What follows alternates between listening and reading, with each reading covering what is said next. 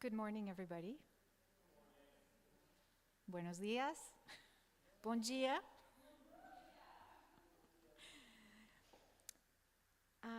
Welcome again, everyone.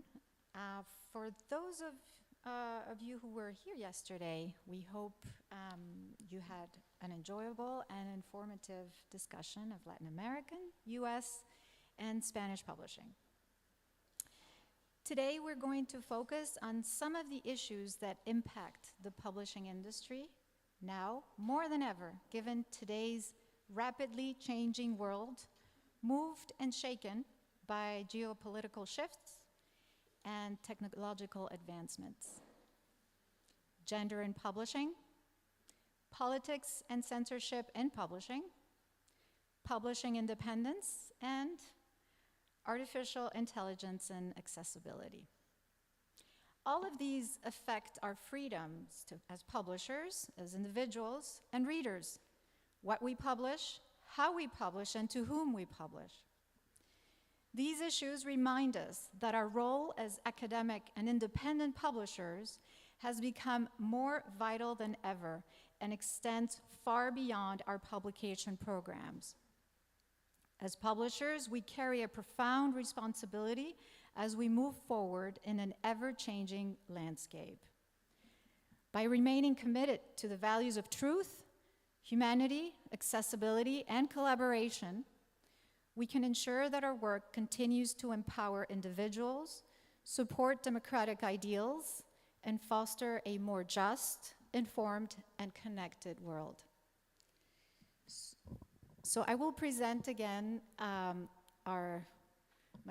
partners in crime and organizing this conference.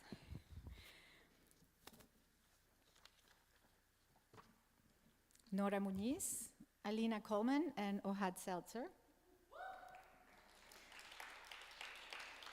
Special thanks to them and to Wanda España, sitting here in the front row, who designed our beautiful program.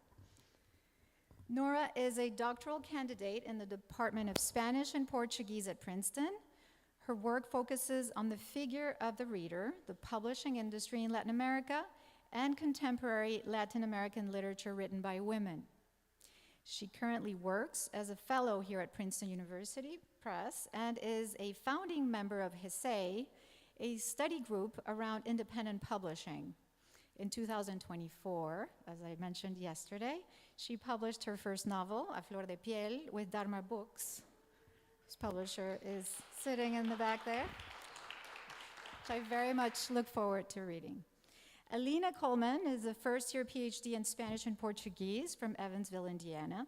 Her research explores the connection between independent poetry, production, commodity, and the writing of women and Afro-Latinx persons. Ohad Seltzer is a sociology PhD student at Princeton. His dissertation focuses on literary publishing, examining how editors negotiate the economic and symbolic value of manuscripts in the context of market uncertainty. He's sitting over there, in the back. Outside academia, Ohad's essays, reviews, short stories, and translations have been published in various magazines and anthologies. So my co-conspirators will be moderating the panel discussions. So I think we can get started. We're going to start with the issue of gender and publishing.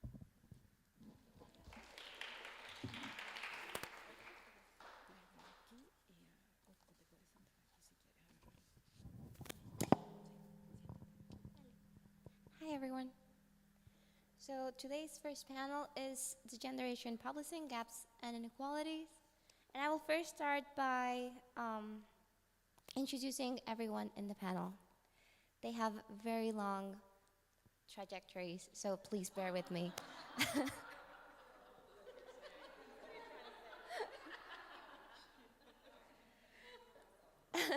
So Lisbeth Alvarado, the one sitting there, is the head of the University Press of the Universidad Peruana Cayetano Heredia and the editor-in-chief of Spirit, an academic journal of university teaching and management. She's also the director of the feminist press Gafas Moradas, and works as a publishing consultant. She specializes in book positioning and marketing strategies and in the promotion of reading. Lisbeth teaches academic communication and research methodologies and holds a master's in communications from the Pontificia Universidad Católica del Perú. Carmen Esteban, sitting next to me, is graduated in Spanish philology and Catalan philology from the Autonomous University of Barcelona, where she later received a research staff training scholarship, a role she held for 4 years. In 1995, she joined Crítica, then Grupo Grijalbo Moldadori, and became an editor in 1997. When Crítica became part of Grupo Planeta in 1999, she joined the group where she continues to work. In 2003, she was appointed editorial director of Crítica, and in 2018, she became the deputy director of the essay area. Since January 2024, she has also taken on Ariel's editorial directorship. I don't know why this makes such a sound. I'm sorry for the crazy sounds. Okay. Christy Henry is the director of Princeton University Press, a global nonprofit. Well, you all know Christy Henry. She's the one over there. Is the director of Princeton University Press, a global nonprofit publisher with a team of 170 and a legacy of more than 9,000 publications. Appointed in 2017, she is the first woman to lead the organization. With her leadership and enthusiasm, the press has launched multiple initiatives, including an audio imprint, Princeton Audio, a speakers agency, PUP Speakers, an intellectual property team, a creative media lab, expanded international programs, including sales and marketing in China, launched a new website with increased direct consumer engagement, and formed and chairs the press's first Equity, Inclusion, and Belonging Strategy Initiative program. Her commitment to global collaborations was recognized with the Special Book Award in China 2023. Now, there's more. Chrissy is a member of the Executive Committee of the International Publishers Association, an elected member of the Board of Association of American Publishers, formerly a member of the Association of University Presses Board, and chair of its Admissions and Standards Committee, and Task Force on Gender Equity and Cultures of Respect. Additional board and mentoring joys include service in several university presses, boards, and independent bookstore advisory councils, the Oxford Brooks Publishing Program, the Center for Humans and Nature Publishing, and the American Philosophical Society Publications Board. Additionally, she contributes her expertise as a faculty member at the Denver Publishing Institute, the LA Review of Books Publishing Workshop, and the Siegel Publishing School in Kolkata, and the NYU Publishing Program in Sharjah. Highlights of recent talks and presentations can be found in her LinkedIn profile. When not traveling to meet her team and collaborators worldwide, Christy resides in Princeton, New Jersey, United States. And then Sairikar, she's over there with a very colorful dress, is the director of the editorial Universidad de Guadalajara, member of Al Texto, and the advisory board of the Association of Latin America and the Caribbean University Presses, EULAC, where she presided from 2015 to 2023. Saidi is actively involved in the Association of University and Academic Presses of Mexico and serves on its advisory board.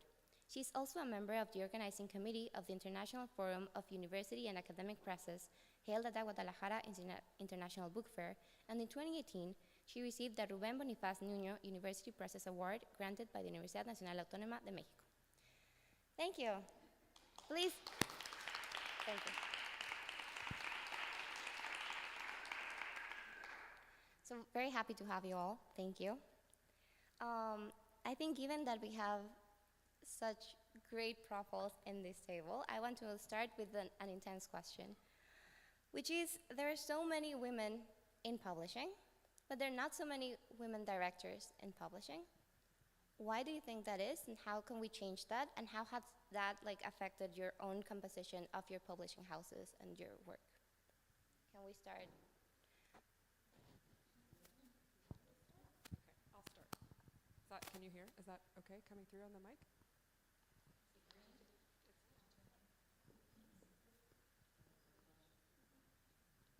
Okay.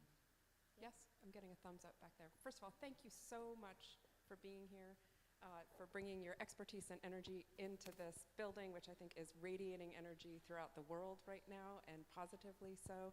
The organizing committee has been just spectacular, and we are really grateful that you have all chosen to spend some time and conversation around collaboration. And this morning, the chance to talk about gender and equity in a moment in time when words like gender, equity, and women are all being removed from conversation feels particularly poignant for us. So thank you for creating the opportunity. I think sitting here with all of you and just looking out on who's in the room and who's leading us in publishing, we've made tremendous accomplishments in putting women in these roles. Publishing has long had great populations of creative women on the teams. It just took a while, sometimes centuries, to have women in the positions of directorships, but I think we'll face a increased pace of change now that women are in these roles and thinking about how to create spaces for other women to join us at the table. At PUP, we've done a number of things. We've put more women into leadership roles. We have matched our staff gender demographics to our leadership demographics, which felt really important. So the percentages of women, for example, on our senior leadership team match the percentiles of women on staff. That took creating some new roles. We tried to get to greater inclusion, not through exclusion, but trying to think expansively about roles and opportunities, and actively sponsoring women into these roles. We've created mentorship programs, which are critically important to teach people how to step into these spaces. And we've also, one of the areas where we know all of publishing still needs a lot of work is on compensation equity. So we've committed now, we started in 2018 with compensation reviews that look specifically at gender equity in our compensation profiles, as well as position equity, promotional equity, and that's been a really important way of changing the system. We also, in thinking about our author pools, in higher education, there are a lot of inequities that are based on gender. And so we've tried to do what we can to intervene in those. We've studied our own publishing. We had graduate fellows come in and basically give us data about the gender demographics of our publishing. Those data were sad and scary and motivating, and they have prompted change since we undertook that in 2018. So we're gradually seeing a change in the authors that we publish and their gender demographics. Making the data available, I think, is critically important. It can be really challenging and scary to see the actions supported by data, but it gives you an opportunity to change from those data points.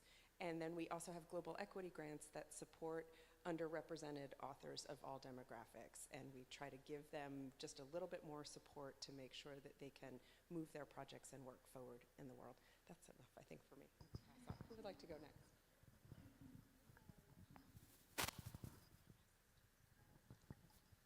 Hi, everybody. I'm really happy to be here. This question is very important, so I'd like to approach this from two perspectives.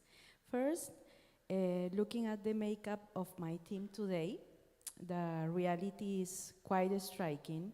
My university press is now predominantly run by women. We are a small group, I said yesterday. We are 7 people, but 6 of us are women. We have a designer, an administrator, 2 salespeople, a commercial manager, and myself as director. But my press operates under the academic vice rector's office, which notably is also led by a woman. This idea is very important. Please remember it for later. I've had the privilege of leading this press for the past 3 years. Before my arrival, the leadership have been almost entirely male, 19%, for over 3 decades, most of whom were medical doctors. So the shift has been significant, and it's not just about gender representation, but also about change in vision. This transformation was made possible because the university's new administration made a deliberate choice to professionalize the editorial work of the press. When they look for someone to lead the change, my professional background fit their vision, not because I'm a woman, nor in spite of it, but because my experience aligned with the direction they wanted to take. That's it.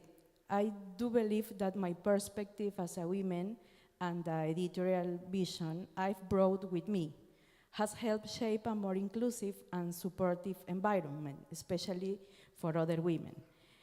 We've been intentional about building an ecosystem where women not only feel welcomed, but are actively encouraged to share their voices and publish their work. Over the past 3 years, I've been researching the role of women in the university publishing sector in Peru. And one thing becomes apparent almost immediately. Women are driving force behind publishing. We are the proofreaders, the designers, the editors, the marketers, the sales professionals. We are the hands, the eyes, and the heart of editorial work. But when it comes to leadership and decision-making, the picture looks very different. The numbers speak for themselves. Around 70% of leadership roles in university publishings are still held by men. Meanwhile, 70% of productions roles, those doing the day-to-day work, are filled by women. This is the moment to remember the early idea. I said my university press is part of a vice-rectorate led by women. This imbalance doesn't exist in isolation. It mirrors the broader structure of university governance in Peru, where more than 90% of university rectors are men. It's a pattern that repeats across different levels and different institutions. In Latin America, it's the similar, right? What does this actually mean? It suggests that there is often a man in a higher position who ultimately makes the decisions. It's not about labeling things as good or bad. Rather, it's about recognizing who holds the power to decide what matters and what doesn't. The second perspective is turning the authors we publish. At Cayetano University Press, the gender gap is also striking. Today, 72% of our authors are men, and only 28 are women. While this is a meaningful improvement from 20 years ago, when only 5% of our authors were women, we are still far from achieving real gender parity. And so the question is, why do men publish more than women, especially when we know that women read more? It's a question we return to again and again in the publishing world. Part of the answer lies in unequal access to time and opportunity. Part of it lies in who holds the power to decide what gets published. And the reality is, those decisions are still made in most cases by men. Yes, we're beginning to see a shift. More women are publishing, more editorial teams are working intentionally to support and include them. The conversation is happening and the effort is real, but the imbalance remains. In academic publishing, we often rely on the idea that peer review is blind and therefore fair. It's true that reviewers don't see the author's gender or name. But fairness is not just about anonymity. Fairness also depends on access to time, to resources, to mentorships, to networks, and if women have less to time research and write because of structural inequalities, then blind review cannot solve that. So I want to finish with a question for you. In 2025, how many women have a room of their own to write as Virginia Woolf suggests? Thank you.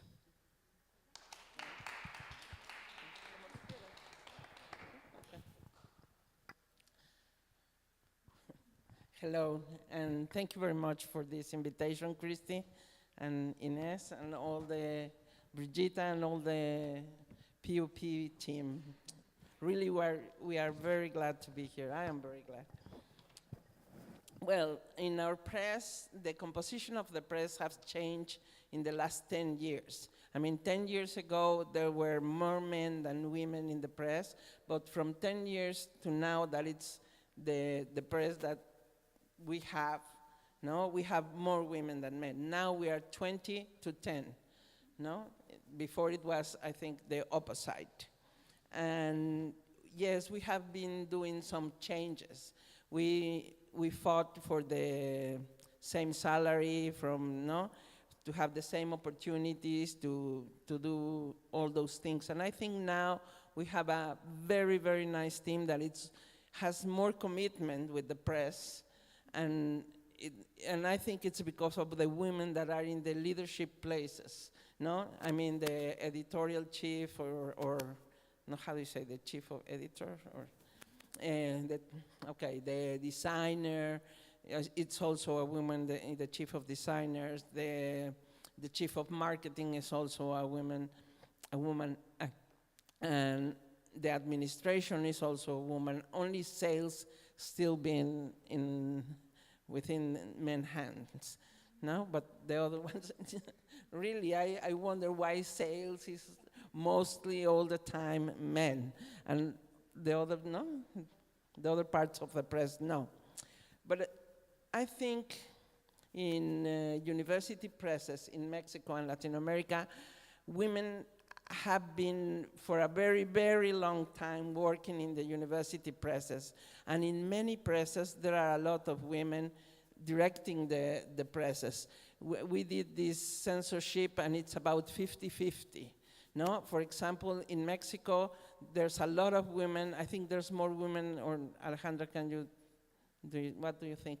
It's more women than men directing the university presses.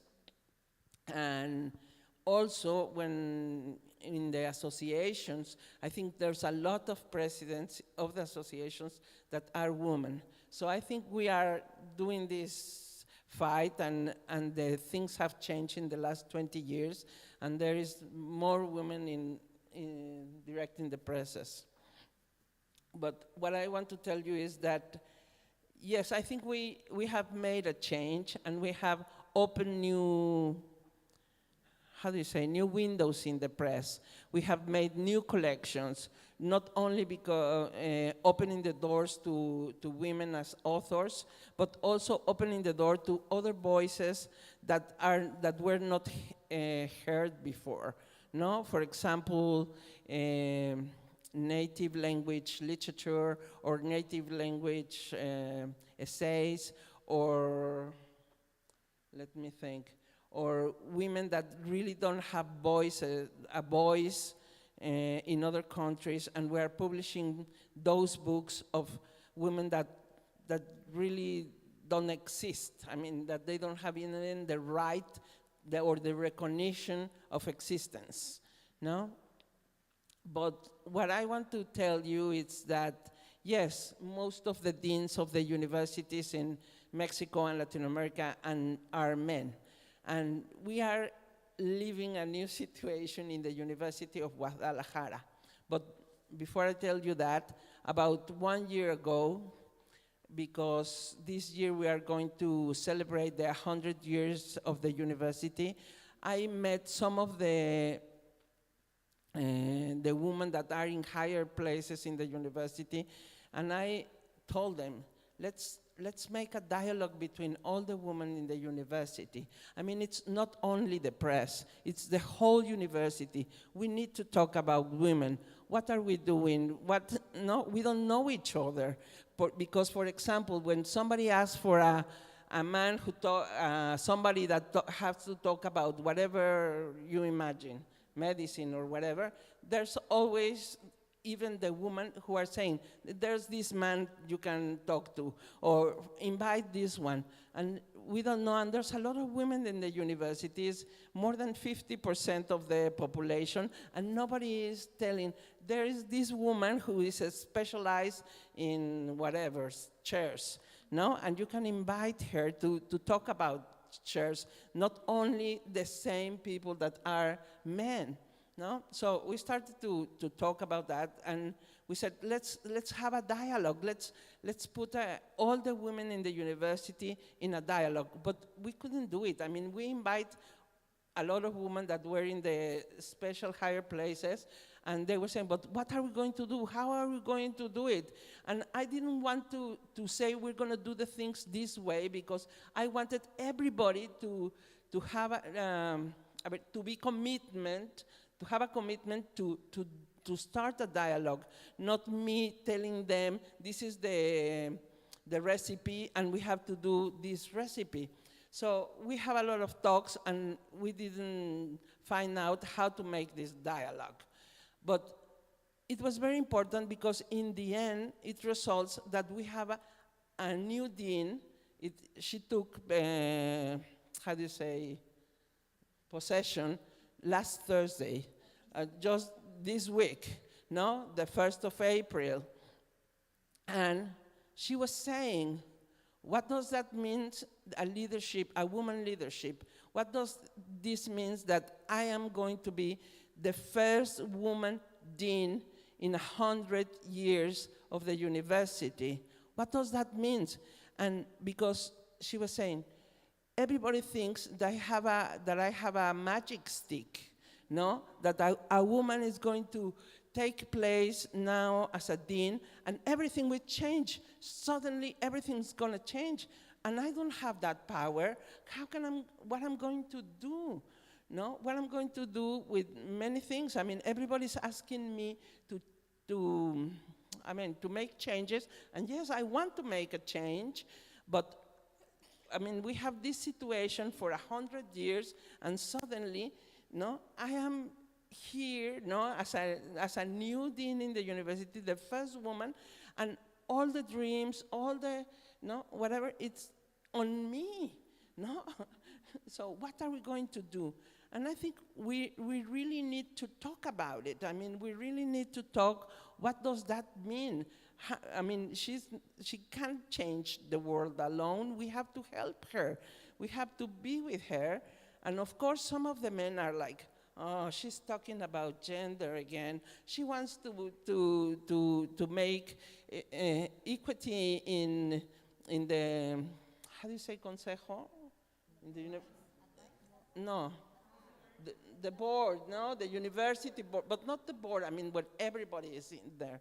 No, she wants to make better things, I mean, to have a kindergarten, or it's not a kindergarten, it's a place where you can, nursery school, yes, and things like that, no, just small things, I mean, really, no? And the men are, oh no, what is she doing? She's dividing the university in two, no? Women this way and men this way. So if everybody knows how we can make this dialogue, because I think this dialogue is not only in the press, inside the press, it has to be with all the university. How are we going to put together all the women to see what they want, what they need, because sometimes I think we think all the women think the same thing. And that's not true. I mean, no? And, well, so we are having a lot of thoughts and things on what are we going to do? How are we going to deal with this new dean administration all together to change things without being exclusive, or how do you say, no? Yeah, we have to integrate all the community and have this gender view change for men and for women and for everybody. No? Again, thanks to Princeton University Press to invite us to be here, men and women, to talk about our situation, in this case about gender in publishing. I work in a big group, as you already know. It's true, it's a family company that makes a little different because law forces to companies to have a percentage of position for like law forces companies to have a percentage of position for women, but in a family company that, let's say, doesn't work. If I think about my team, it's true I have a she boss, and if I think about my editors, all they are women, except women. I have in my team only women. The truth is when I contract, assume these people, I don't thought, I was not thinking about is a woman or not. It's by chance, and part of the team was there when I got the position of editorial director. But around my team, it's the marketing and communication department. It's full of women. The boss is a man. Art design are all women, except the boss, that is a man. I can continue with production department, foreign rights department, audio and ebook department, artificial intelligence, and so on. So my company, the editorial part of the company, not TV, not radio, or it's 550 people. The red part is women, and the turquoise part are men. 27% are men. This is the distribution. This is something blind, but I asked about the distribution in the corridors. I mean, the corridors of the bosses is full of men, not a woman. It's true that that has changed in the last, let's say, 20 years, so not very quickly. Now I have a woman as a boss. Other imprints are women as a editorial director, but the directors of big areas or big are always holding by men. Why? I think that perhaps it's a reflect our society. I say that because when I look for new authors, I always think about I have to find the right woman to write this book, and I fail a lot of times. Why? Because I know a lot of women that are able to do the book I'm thinking about. But many times I found that they have problems to deal with his professional life and personal life. So this glass ceiling, it's a legal, many cases it's real, but it's also a problem with women that have children and have to take care of ancient parents. And this is something I found very, very often.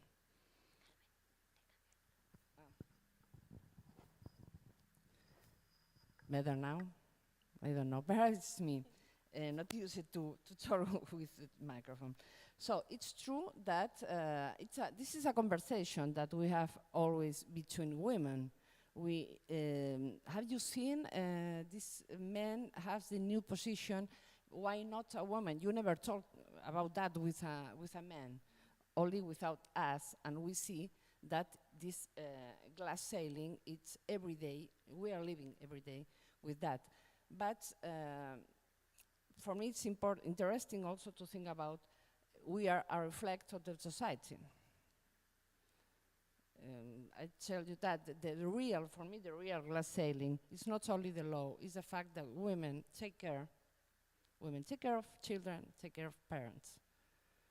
I don't know what do you think about that?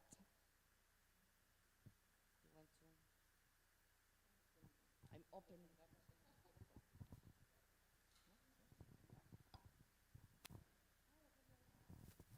Yes, okay. I agree with everything that's been said. I think it's really important to remember that we're all here because we have the skill sets we need to lead, right? It's not gendered, it's about what we've done to achieve these roles. It is also true that over 90% of women report imposter syndrome, and that's under 30% of men report imposter syndrome. So we bring into these roles skills, but perhaps not always the confidence, and I think that's where those communities of strength help a lot to reassure, and mentorship and sponsorship. There is a society in which we all live and operate, and there are sub-societies like in higher education where we see different gender breakdowns.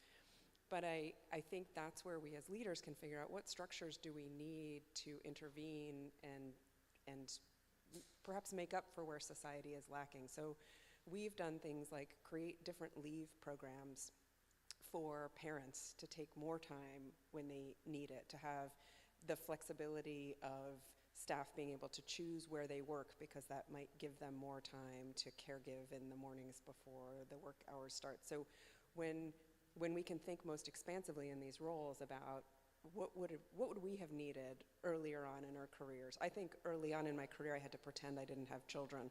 I have children, I don't want to pretend I don't have children, and if I can create a different experience for people who have children in these days of working, I will do everything I can to do so. And so I think that's in these positions we can use them to affect change, and as much as possible perhaps change faster than society is changing, and therefore show a path forward, if that doesn't sound too grand. But it's true, we can make it more. I think one of the things that we see and that data have reported is there is this, and I think we've all actually used this word, but we've spoken about community and collaboration, and that is one of the changes when women end up in leadership roles. And I think forming these communities where as a collective we can affect change. We've been on panels together about change, just creating more opportunities to do so. That is one way to fight back against societal constraints to the best of our ability.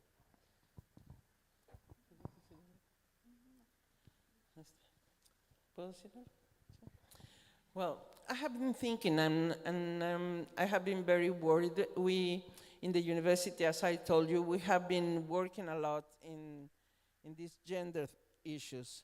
For example, for last 25 November, that it's the day that we celebrate, or not celebrate, how do you say? Commemorate the day against violence. No, we did this this thing that I call it chiquiposter desplegable. I don't know how to say that in English, no, but it's the different types of violence, no? So it explains, if this happens in your life, it's okay, but if this happens, it's bad, and then worse, and then you're gonna be dead. So hurry up, no? Get out of there, no? So, and these things goes to all students and teachers, and no? But suddenly, well, last 8th of March, that is the International Women's Day, we had a conference from a woman from Spain, and we are starting a new collection of essays in feminism, no? Because we want to have this more, how do you say, spread between the community. And she was saying that we really have to think about what we have done, because we always talk women with women, no? And women, we are very excited and very compromise. And if you see the march, there's a lot of young women in the march fighting and having this reflection of change and having this reflection that we need to open new opportunities, that we have to share and talk and with other women. But then what happened with men? Because she was saying that for these elections, for example, in the States, or the elections in Argentina, where Milei won, were men between 18 and 25 who vote to the right, no, or who vote in favor of Milei, or in favor of Bolsonaro, or in favor of Trump. So what's going on? No, what's going? What have we been doing or not doing that the young men, they want to be conservative, or they want to, or I don't know how to say it. I mean, they're thinking in wrong. No, they are. No, I mean, they're not thinking in including women. They're not thinking. I mean, they're young people, and they are not thinking, let's work together with women. And when you speak with women that are between 18 and 25, they say, my body is my body, I make the decisions, my voice is my voice, and we need changes and all this. So we are creating, how do you say, an abysmal? Yeah, division, no? What's going on there? And she was saying, we have to think again, what are we doing? I mean, because yes, I mean, to be a feminist is a commitment, but it's a commitment you have to have all the time in all the decisions you are making. I mean, you are not cannot be, in this part I am a feminist, and in this part I'm not a feminist. You have to really be a feminist all the time. It's like a political commitment, no? But what are we doing? What are we publishing, or how are we making this dialogue with the community that these young men, these young students are thinking the opposite? Only just think that last week in Peru, a congressman say there is no biological condition that encourage women to study science in a session of the parliament. This statement is very dangerous in a country like Peru. No? It's only for thinking all days what is our work in the academy and the publishing houses too. I think in Spain that it's not possible to hear in a parliament. I think it's true, but the problem, more or less, the situation is more or less the same. Nobody has a doubt that about the creativity of women, and we have all the positions that involve creativity. But running the company, it seems to be something only for men. Years ago, I heard something telling that the real equality between men and women will arrive when an incompetent woman will have a big position. And sometimes we see they are occupied by men, but this is something I don't like to. It's nice as a joke, but I think either men or women, we don't like. We don't think about that, no? But I agree with all you said. We are women always speaking about the situation, the position of women in publishing or in society. But what I don't see is a real interest of men about talking and being active about that. I don't see men, for example, in my company, telling, no, this position that will be empty in some months, has to be for a woman. It's true. In my company, it's a big position, editorial position, very important. And I'm sure in 6 months, I will tell you, I'm sure it will be for a man. Again, I mean, and or we will say, oh, why not a woman? But the conversation, it's always only between women. What can we do? There is something we can do. There is something we can do. What?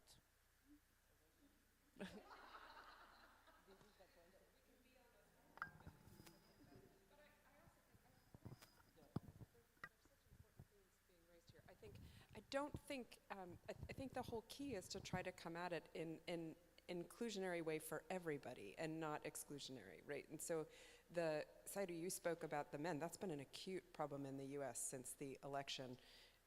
And there's some really interesting work by, this is my menopausal memory right now.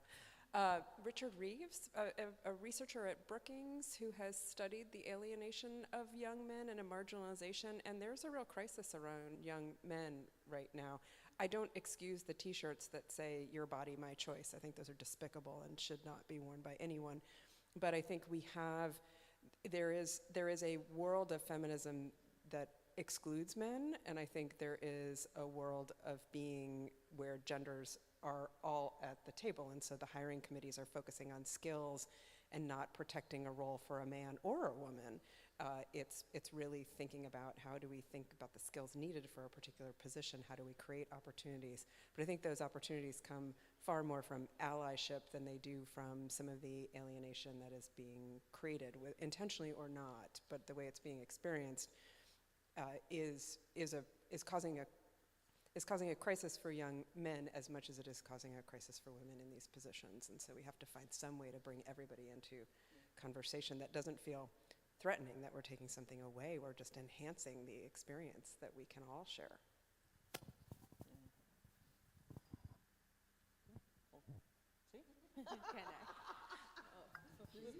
I just don't want to interrupt that conversation because it's so good.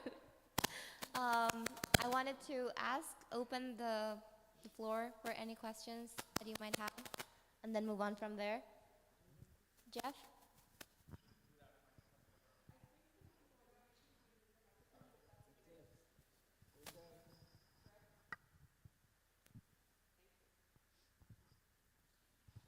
Thank you. Yeah, thank you so much for this. And I think my question actually follows from this last discussion. You may know that there was a recent New York Times article that was about men in publishing, and one of the things that was said, and I think this follows from these last comments, is 80% of sales are women, and now 3/4 of the bestsellers are women in the United States. And I mean, so I guess the question is, like, what does one do about that, about men who aren't reading, for instance, literary fiction, and instead might be going to other places to get ideas? Because it seems to me that there is a version of things in which men are still at the top. There's gender parity in terms of writers, and most of the readers are women. And to a certain degree, like, that could seem like it was progress, but in the sense that, you know, you could have more women who are writers and more women who are readers.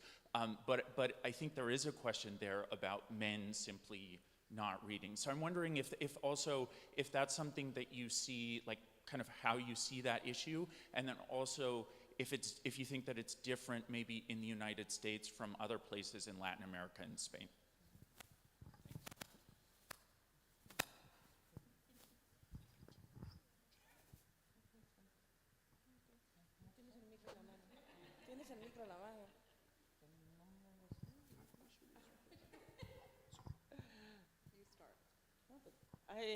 I really don't know. I mean, I don't know if really men like more to read information and women want to read fiction. I think, I don't know, I think they do both things. The thing we do know is that our catalogs, we have more authors that are men and less authors that are women. And that these women that are in the academic world, the scholars, they have less opportunities for writing and than the men. And I do agree with Christy. I mean, it's not the capacities. We are not talking about capacities because that doesn't goes with gender. No, I mean, you have the capacity or the abilities, or you don't have it. I mean, no, it doesn't matter what you are. And I really don't know. I have been asking myself many things. For example, I was in Chihuahua 2 weeks ago, something like that, and we were talking about many things, the violence that is going on in Mexico, that it's very, very bad, and there's a lot of people missing. In the beginning, it was only women who were missing, disappearing, and now it's also men, and what to do with that, and these feminicidios, how do you speak, feminicides, and things like that, and why. I mean, I don't see a woman doing in the other way, no? And why are men so angry with women? Why do they think they can take somebody and kill her and nothing is going to happen? And all this injustice, or there's no justice. And I was talking to many people, and everybody's very aware of what are we going to do, how are we going to talk to people, why are children playing to having guns in their hand and maybe raping the girl next in the class, and the girls are not playing that, no, but the boys are playing that. Why is going on all this? Why it's turning to this point? And I really don't know. I think, I mean, from university, we need to do this talk. We need to have this. So, but for example, in our press, we were talking about all this from the 8th of March, and I was in Mexico, and they were in Guadalajara, and they were calling me, Sari, we need to have a phrase to do a poster. And do you like this one? Do you like this one? Do you like this one? And they were, how do you say, well, all active, speaking to each other, and say, let's do something, let's do something. And suddenly, well, I came back to Guadalajara, and when we did these 2 posters I'm going to show you, and I have some if you want to take them with you. And then it was, I say, okay, everybody is so excited, let's do 5,000 of each ones, then we have 10,000 posters to take them everywhere and give them away to all the people. And then one day before the march, say, well, let's organize to take the posters to the march, and then they say, we are not going to the march. And I said, what? No? Why aren't you going to the march? You have been working in all this, and suddenly you're not going to the march? I'm not taking the 10,000 posters myself to any place. I mean, I cannot even carry them, no? What are we going to do? And I said, what happened? And I still don't understand what happened, no? So I think we need to work in everything. I mean, from the university, from the publishing, and from the presses, university presses, we need to increase this dialogue. We need to do this reflection. We need to stop this violence that it's in all the world, and in the facts, it's men against women more than women against men, no? And it's more than having just a boss, no? It's to take care of yourself when you go in the street, to take care of yourself if you go in the bus, to take care of yourself. It's more there's more violence outside. No, so I think we need to speak about this. We need to do the reflection. We need to know why these men between 18 and 25, they are very unhappy because they don't have the power anymore to do what they want, or what's going on. Let me show you the posters.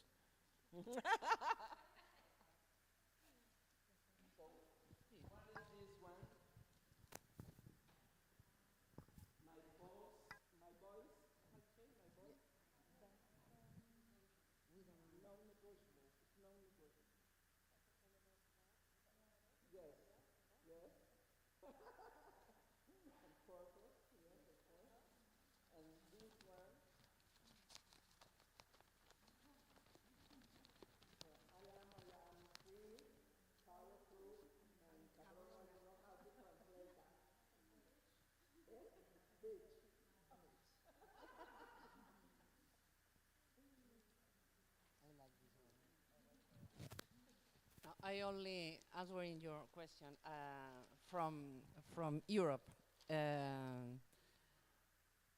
The readers are women, but if we open the information, we will find, sadly, that women are readers for commercial fiction and self-help.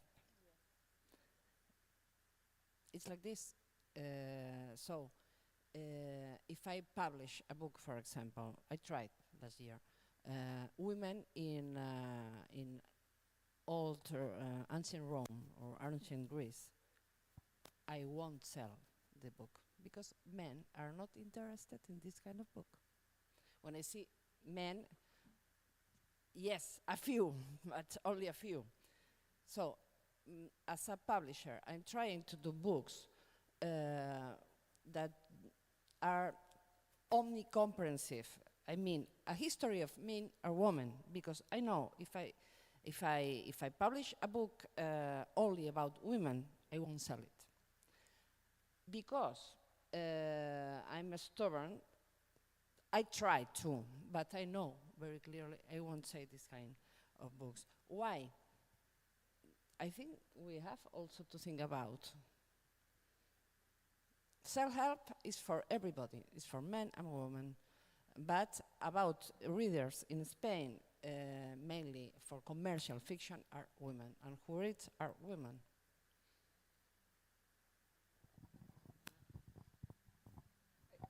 I think I'm so glad you've raised this, because I've been trying to engage in more conversations around the whys of it, and the more we can do to disrupt the gendering of genres by the authors, the better. I think of shining examples of authors like Mary Beard, who's written about Caesars, right? And she is read equally by men and women, but she was a real pioneer in going into space that was traditionally the sort of big history space of men. We can do that as publishers. We can go out and commission and specifically disrupt the patterns. There are some more existential concerns out there that are also gendered, in that reading for pleasure for boys has gone down in the US to about 12 minutes a day on average, and that includes your super readers and not. And I think that's where we can all step in as citizens and make sure that reading is introduced at the earliest age. There are a lot of studies that kids who grow up with and around books hold on to reading. Those who don't, quite logically, don't. But I think we have to actually now preserve any oxygen for reading, no matter what genre and what gender, as a sort of another frame of civic undertaking that we should be having. But I think it's in the disruption of whose voices we associate with which types of books that we really need to work on, and that will change some of those statistics, hopefully. And we have to battle the marketplace a little bit, right? So much of publishing is in response to what readers are already doing in the marketplace. You have to take risks to go against that and sort of, so drop a woman writing on a certain topic or a man writing on one that is conventionally a women's space. And not let the market predetermine or self-censor what we're doing. And I think that's where you have, I'm just going to give a shout out for independent presses who we have in the room, and nonprofit university presses who were born to make those disruptions, and it's in our constitutions to do so. So I think hopefully that will change some of those trends.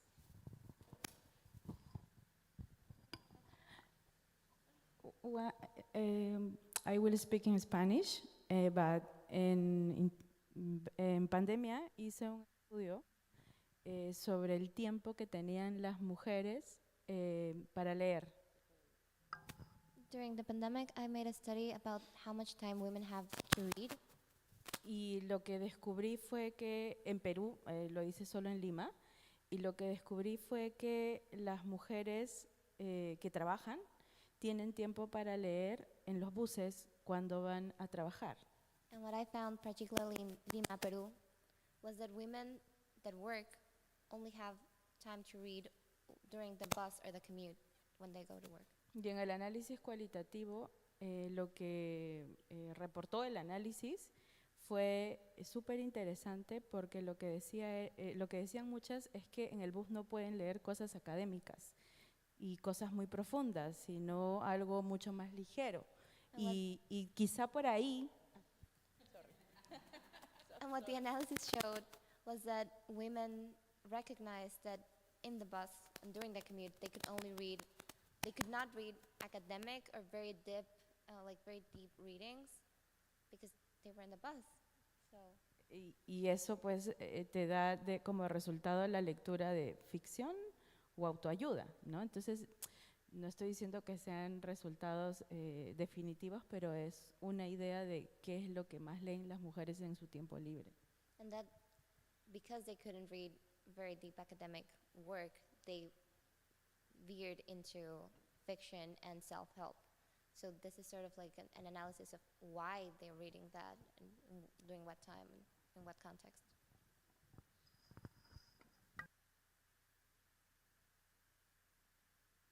Other questions that we have? We have time for one. No? Well, since we have time, can I ask my question? We were talking about diversifying the pool of authors and adding more women to the team and expanding those jobs. I was wondering how that relates to the text itself, just because we're all also working with books. How can we diversify also the content of such texts, and what has been done in order to do that?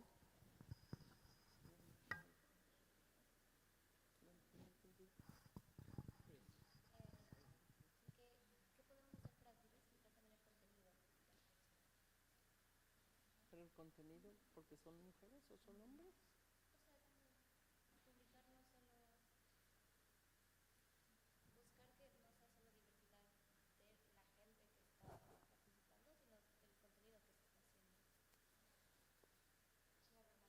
I don't think we have, as editors, we don't have problems about talking about men and women.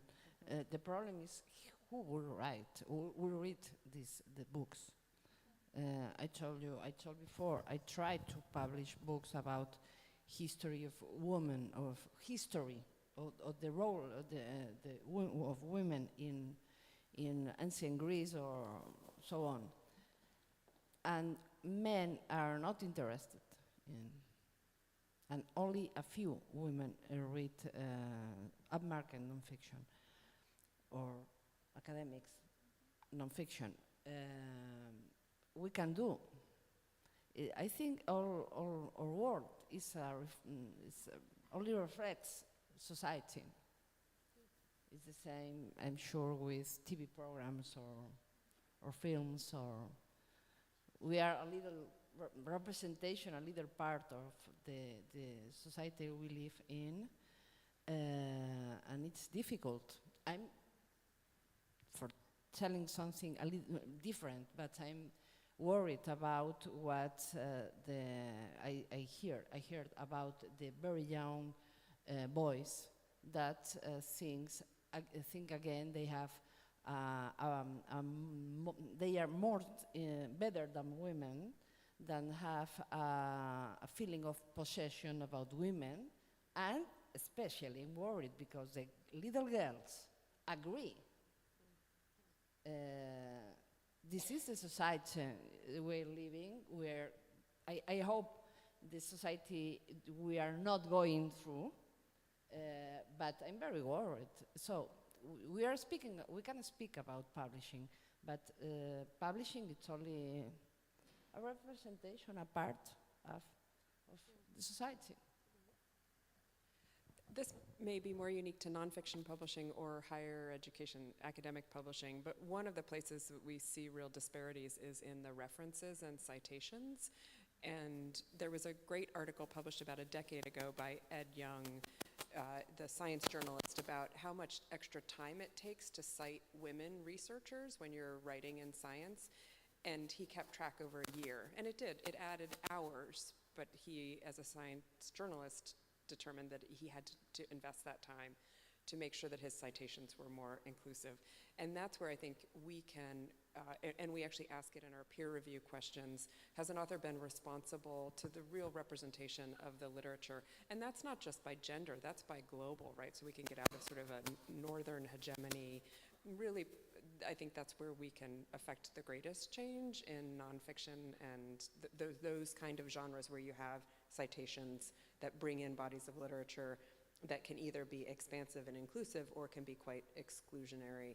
And we rely on peer reviewers to help us with that. So also making sure our peer reviewer pools are broadly representative and not homogenous in their ideologies, in their genders, in their geographic positioning and refraction.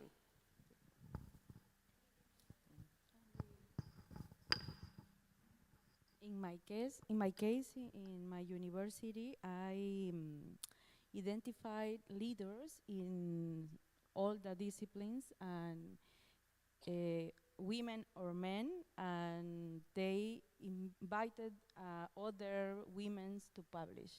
And is very easy because in women's, how she's a leader, she's a leader, is very easy that other women follow her. Yes, it's one initiative.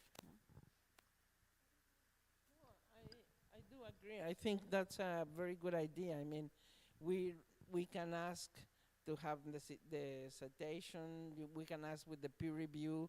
We can include a man and a woman, or we can open new spaces to publish. For example, LIA here, they have a convocatoria, a call, or I say, that it's only for women to encourage women to write, in the academic world.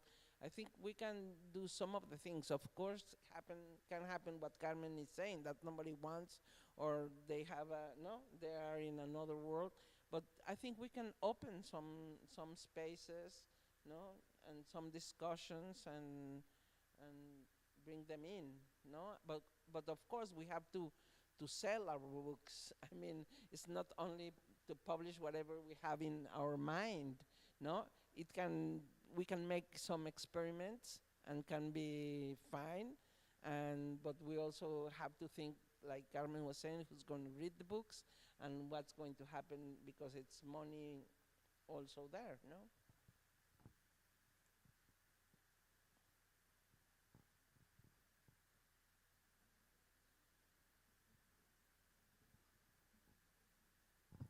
Okay.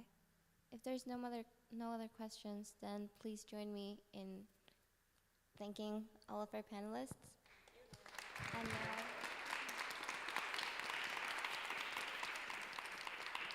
we have a few minutes, well, a lot of minutes before our next table, so we can just chill and mingle, and then we'll come back for the second one. Thank you.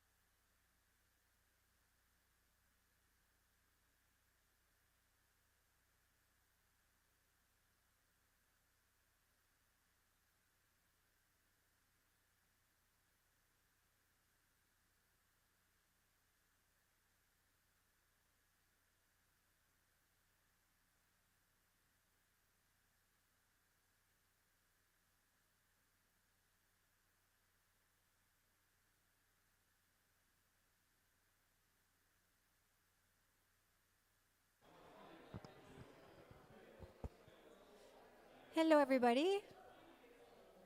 Everybody. If you could start taking seat wherever you'd like, so we can start preparing the grounds for the second panel, which will be moderated by Alina. Yay. Hello, everybody. Vamos a empezar. Let's get going.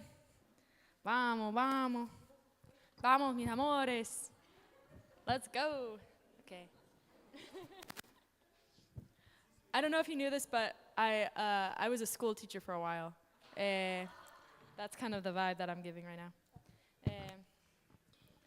Okay, I think we're still waiting on our other panelists. Okay. Well, perfect.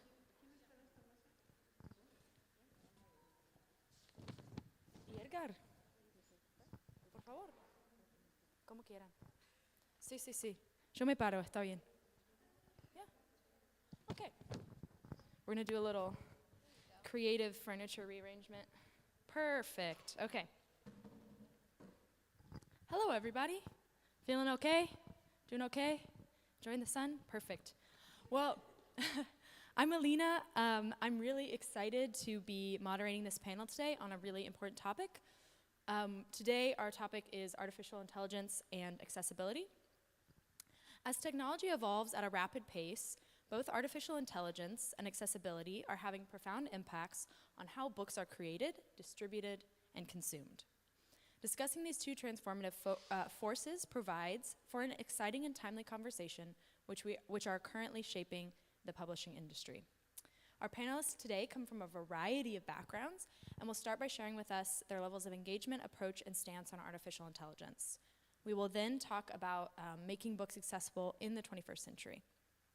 Our panelists are, I think we're a little bit out of order, but that's perfectly fine. First, Lía Castillo Meneses.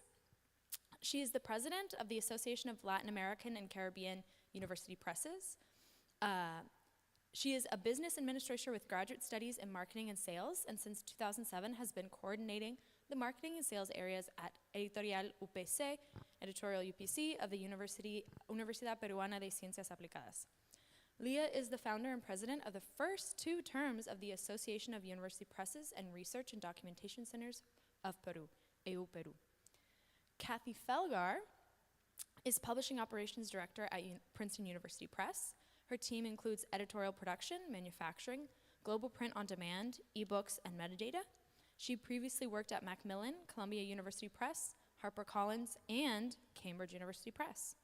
Her current areas of focus are accessibility, sustainability, and global supply chain optimization. Edgar García Valencia holds a PhD in literature from Universidad Nacional Autónoma de México, UNAM. He was the director of the university presses of the Centro de Investigaciones y Estudios Superiores en Antropología Social. Am I correct? Okay, good. I'm reading the right one. Of the Universidad Veracruzana. Edgar is a founding member and past president of Al Texto, the Association of University and Academic Presses of Mexico. In 2021, he received the recognition for editorial merit granted by the Universidad Autónoma de Nuevo León. He is a member of the National Systems of Researchers and an academic at the Center for the Study of Culture and Communication at the Universidad Veracruzana.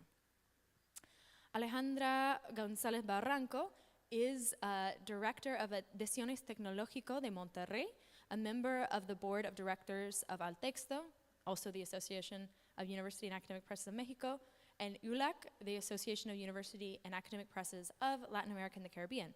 She holds a bachelor's degree in journalism and media and a master's degree in humanities with a major in literature from the Tecnológico de Monterrey. Alejandra is also a professor of the departments of humanistic studies, languages, and creative industries at Tecnológico de Monterrey and collaborates as a tutor within the Writing Center, which I also used to do. Amazing. Inés Terhorst is originally from Venezuela. She's also been such a big help in this group, so we need to let's give her a round of applause right now. Why not? Gracias, Inés. She didn't tell us this, it was also her birthday yesterday, so birthday applause, cumpleaños para el cumpleaños. Okay. Okay, now I'll read her bio. I'm sorry, Nora's looking at me like, get on with it. Oh, yes, oh my gosh, of course. Okay, otro, come on. Happy birthday. Must forgive me. Okay, Inés started her publishing career in 2002, managing 20th Century Literary Works translation for Mediastat Group in Madrid, Spain. In 2006, she joined the University of Chicago Press as licensing coordinator in the journals division, and subsequently as foreign rights manager in the books division, where she also acquired English language rights to literary works by Latin American authors. In 2015, she moved to Austin, Texas, as the University of Texas Press's international rights manager, and since 2018, she has been the director of intellectual property at Princeton University Press. Inés holds a law degree from the Université Laval in Quebec City and a LLM in copyright law from Franklin Pierce Law Center at the University of New Hampshire. Okay, so let's begin by talking about artificial intelligence. We're gonna start with the big question, the most broad question for our panelists, which is, how do you envision AI's impact on your publishing program? So how do you envision artificial intelligence impacting your program? And I'll start over here and go down the line if that's okay.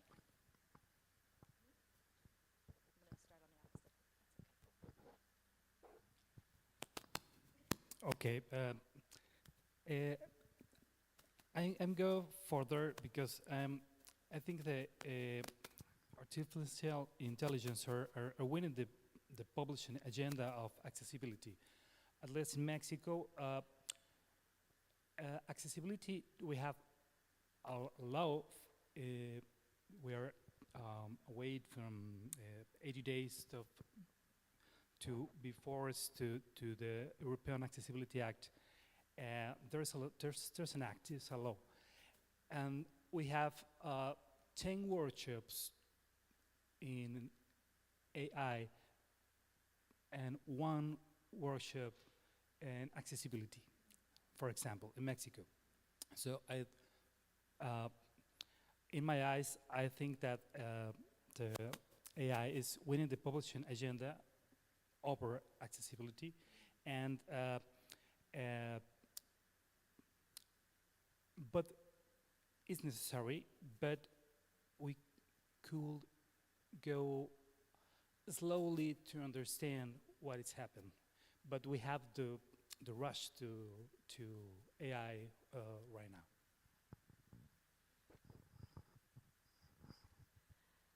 Okay, at PUP we are considering the use of AI, but proceeding very cautiously because we don't want to expose our intellectual property to being scraped or trained in LLMs or AI systems.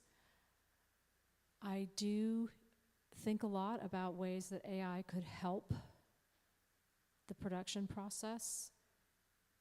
If we could have a walled garden or have, protection of our IP, I could imagine it helping us write alt text for accessibility purposes.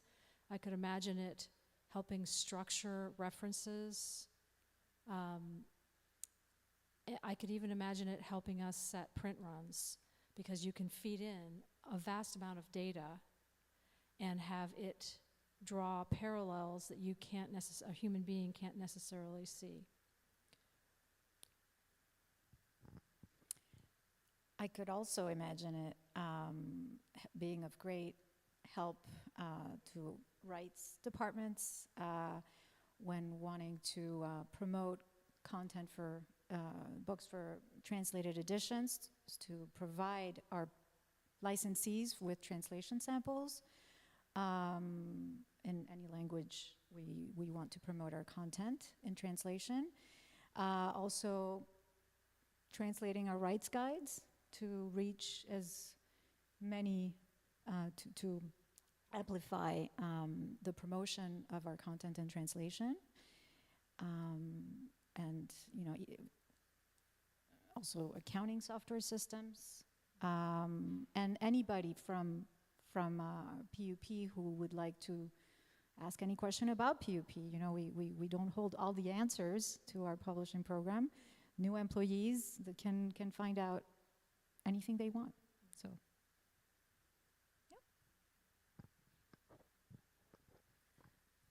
For us at Tecnológico de Monterrey, we are a university focused on technology. So we believe that technology can habilitate process and help us to understand information. So we envision the impact in similar areas, as you mentioned. And we also been working on the ethical guidelines of the artificial intelligence use, because we are not alone. I mean, the guidelines come from the university. So they already establish uses such as helping generate ideas, such as organizing information, understanding complex concepts, assisting complex research, improving the quality of existing work, and supporting the construction of references, for example. So I think as long as we see it as an assistant, the uses are endless. Okay. The editorial that I am working anticipates a significant impact of of AI on its publishing program, viewing it primarily as both as a challenge and opportunity for editorial progress. Sorry. The publisher is actively learning how to use AI effectively, while also establishing guidelines for its proper citation, it's okay, and leveraging its potential. This learning process is expected to result in update to the editorial policies and the best practices. Great, thank you everyone. Let's continue with some more of the questions we have about AI. So this one is specifically about authors' rights and publishing agreements. Have you guys at your presses revised your publishing agreements with authors or rights holders to address the inclusion of any AI-generated content in your publications? Are you monitoring, or do you require authors to disclose any material generated by AI?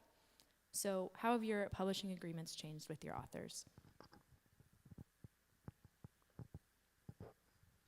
Okay, in Princeton University Press, they don't change also the contracts, but there is a clause that refers to manuscript should be original. So whatever that means, but should be original. Not, but we suppose that they don't be writing by AI. What happened? What the author knows that in journals and for books, we are using the similarity check, and they show some AI results. But there's a lot of, mainly in Spanish, for some bias, because the language, there are not, they don't have a lot of Spanish text to learn the machine, to machine learning. So there is a bias in Spanish. There is a few articles about it that some subjects of gender, of language, that have some bias about that. So I find that when I check out the works before the 2020, they show some 10% of use of AI when there even exists to the public. So can I trust to the copy leaks or whatever? I don't know. I have some false positive that could be could be there. So here at PUP, we have made changes to our author contracts. First of all, in the warranty clause, we just added a keyword. In the warranty clause, authors now warrant that their work is an original, human-created work. We have also added a clause where we require our authors to disclose if they have engaged in any AI, LLM for the creation of their work. Or, you know, it says, if you have engaged AI, a language model, machine learning, or similar technologies to create or assist with creation of the content in this work, text or illustrations, this must be disclosed to your editor with a full description of the AI-generated content. We have also updated language for our translation license agreements, where by adding an AI clause prohibiting our licensees and translations to use AI technologies to translate the work or generate any artwork or AI narration for audio editions, or ingesting the work into any AI LLM for the purpose of training AI, unless it is authorized by us. But we have added that clause. And also in our serial license agreement, we have included a provision where we expressly prohibit an outlet from licensing, to license or authorize any third party to use the excerpt in any manner for training AI. And we have also updated since February, if you've picked up any one of our books, we updated our copyright notice. And we adding a mention where we we expressly prohibit, our content to be ingested in any AI tool. So, and I will read it. I just so you have it here. Okay. Princeton University Press is committed to the protection of copyright and the intellectual property our authors entrust to us. Copyright promotes the progress and integrity of knowledge created by humans. By engaging with an authorized copy of this work, you are supporting creators and the global exchange of ideas. As this work is protected by copyright, reproduction or distribution of any of its form, any of it in any form for any purpose requires permission request, and then we add the email where they can write to us. And then the last sentence, which is the key one, ingestion of any PUPIP for any AI purposes is strictly prohibited. So that includes scraping as well.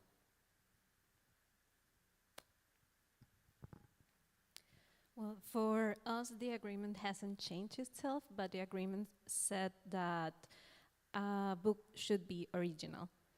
And original means written by a human. That's related with the author policy or the author guidelines that the institution has. And the institution established 4 policies. AI should not be considered an author or co-author of research, as it is a technological tool and cannot assume integrity. It's all about ethics. AI is not cited, but its use must be declared in the information gathering, data analysis, text writing, or any other contribution to research. The declarations should include a description of the type and model of AI used, the software name, and the version. AI tools should align with the editorial criteria of the publisher, in this case, us as an original, or the journal in which the author works. And any conflict of interest regarding AI tools should be also declared to promote transparency. So those 4 principles establish the author's conduct, and it's for all the institution. I mean, all the author that publish with us and all the community, the institutional community, should follow these guidelines. These are, these come from the, in Spanish is Vicerrectoría de Cumplimiento. So they should follow those processes and declare the use. As I said, Tecnológico de Monterrey stands for the use of technology, but always following ethical guidelines that allows to take advantage of the technology, but also allows to understand its limitations and what we should be doing with it, not only what we can do with it. Yo lo voy a contestar en español. Okay. En realidad en la editorial estamos recién comenzando con este tema porque nos cuesta mucho llegar a los cambios de los contratos con los autores. Si bien se dice...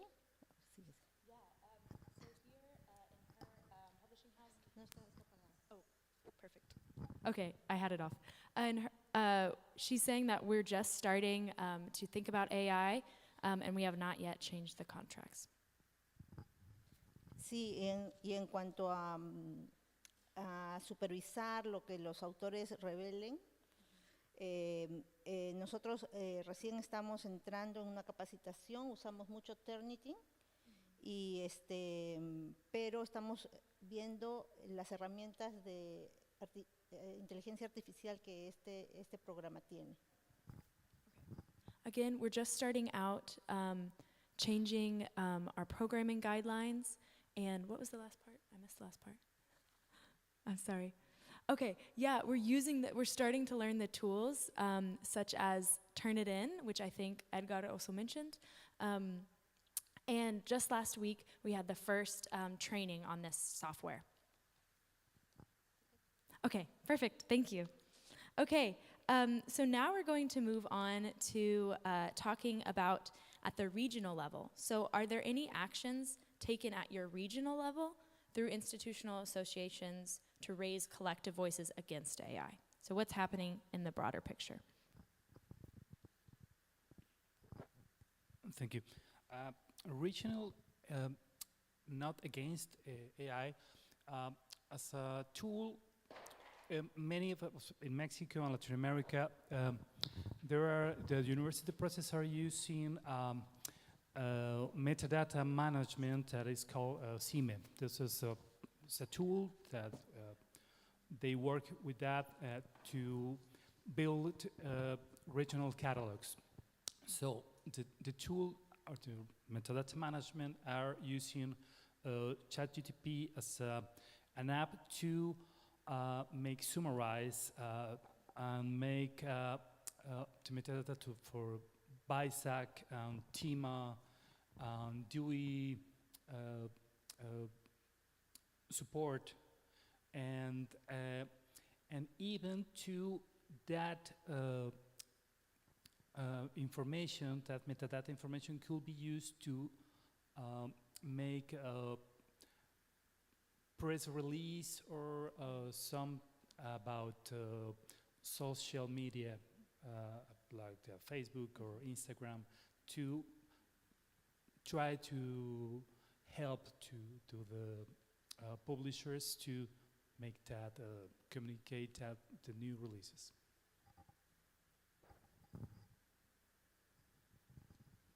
So here at PUP, we work with multiple global publishing associations. We are a member of AAP, the Association of American Publishers. They're very active in the promotion of copyright, and they have joined, with amicus briefs. They're participating in the legal and the current litigation occurring here in the United States, and AAP is also represented in the International Publishers Association, which is very active in the promotion of copyright. They include 105 organizations from 84 countries. They have copyright committees, and right now there's two head of this particular committee, Louise Simpson from AAP and Katrina McLeod-Stevenson from the UK Publishers Association, both lawyers and very active in voicing any concerns on copyright issues. Well, I don't think in Mexico or Latin America the word it's against AI, but we are concerned. So we've been working in discussing the subject in different forums, I think for over 2 years, if I recall right. I don't know, yeah, more than 2 years, addressing the dangers, but also the opportunities we have, and sharing, above all, good practices and what we can learn from each other in this subject. I think we have been building reflections to understand and address the potential ways AI can change the world positively. All the spaces are taking place in international book fairs, online seminars. What we want is to create an environment in which we can discuss what we can and cannot do with this.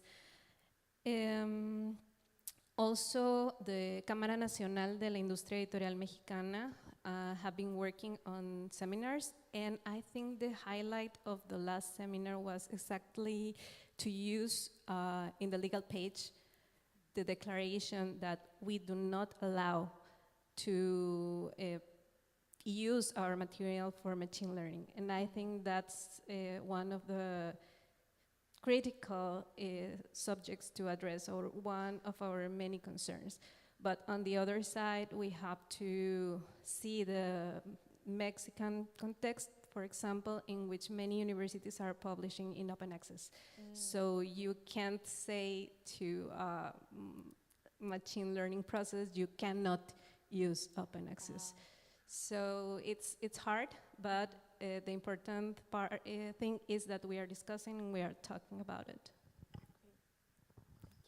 Nuevamente en español. Okay. En realidad, en Perú y aquí avalando con Liz, que es ahorita quien preside la Asociación de Editoriales Universitarias en Perú, todavía estamos bastante atrasados. Okay. In Peru, talking today with Liz and other people who are involved in edition in Peru, we're still behind. Sí, recién se está tratando de hacer entender cómo usarla, y esto lo que implica los beneficios y las desventajas, ¿no?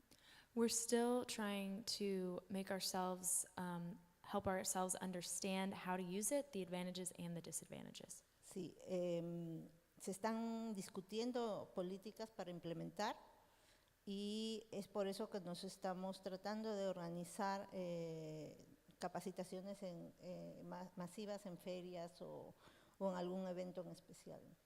We're still learning how to implement it, and that's why we're trying to organize mass trainings in book fairs and in other events. Sí, las políticas institucionales de las universidades para el uso se están recién implementando, tanto para docentes o autores como para alumnos, ¿no? O sea, no recién, pero sí todavía está en construcción, ¿no? Ya se inició, pero todavía hay que limarlas, ¿no? O sea, adecuarlas al momento. Yeah, we're just now starting to create policies at the university level, both for students and for teachers and for researchers and for authors. And we're just now starting to make them address the current situation that we're having. Thank you. Thank you. Okay, great. So this will be the last question on AI today, but we're happy to open it up later for AI, and then we'll talk about accessibility. So I believe Alejandra and some of the panelists have already started to talk about this, but the last question on AI today is, how can AI positively impact your publishing program? how about your publishing operations, and in general, how can AI accommodate efficiencies in publishing? Okay? Yeah, great. Okay, I say something about with the management of metadata, and but I warning to my colleagues about the false positive about that detection of artificial intelligence, mainly in Spanish, that because is well known to bias about another language that is not clearly supported by artificial intelligence and could be not dangerous, but maybe in the scope that we do about the works before the AI, we found that some things make a like a book list or index are detected as AI made it, but that didn't. Yeah. So our automatic made it by word in the word processor. So they could be that bias that we are talking about. Thank you. In terms of what I think AI might be able to help us with, one big area is discoverability. And that things that we can provide also, like keywords. As I said before, we were very focused on ensuring that our intellectual property is protected, so we're proceeding cautiously. Ideally, we would build our own walled garden where we could experiment with these tools. But once that hurdle is solved, what I'm imagining is AI could help generating keywords that would help with discoverability. It could help with, in our website, the way people interact with the website. It could drill down more on the content of the book. Alt text, as I mentioned. Structuring references, possibly even copy editing and proofreading. And I will mention that we already do use AI, not on our intellectual property, but on other activities that, for instance, our metadata manager uses ChatGPT for scripting code without revealing anything about our intellectual property. And we can also use Copilot to help draft emails or with anything that's publicly available information. I think, yeah, AI is here, and we need to realize that, and I think we do. But we have to preserve the copyright. Speak up to protect the copyright in our books and our IP. But we can use AI to enhance and increase efficiencies in the publishing operation. So we should make it parts of it our ally. And as we mentioned earlier, walled gardens can be a positive in the publishing process. And can help certain departments promote their content for licensing, creating rights guides in different languages, and also reading, ingesting in the walled garden, certain chapters of books in languages that editors do not read, so they can have a taste for it. As Edgar mentioned, with the use of CIME, that it's our metadata platform in Mexico, we are already taking advantage of AI, not only with TEMA and BISAC, but also with the translation of the abstracts for the books. So you made available to the world the information of the book, not only in Spanish, that it's regularly what we do when we publish, because it's the most urgent language, but also in English or Portuguese, that are our main audiences, which is, I think it's kind of amazing. We also see the use of the originality report and AI report. So I think those tools are already there. But we also see potential, as everybody has mentioned, in the assistance of other translation reviews, for example, in the assistance of accessibility, in the creation of tags for the images, that now that we are passing to accessibility is a whole subject. But also in analyzing circulation data and understanding how the information works, that we are not able to do ourselves, because I think in general in Mexico or in Latin America, the editorial teams are smaller that we can see in Princeton, for example. So these tools can really help us to understand better how our catalog works. And also to make more accurate our metadata in general. So I think we should not be afraid of that, but always reviewing the AI with critical eye. I mean, we all got scared when ebooks started, and we thought it was the end of the print paperback, and it didn't happen. It's just serve certain necessities that are in the moment, and we better take advantage of it. Okay, the same.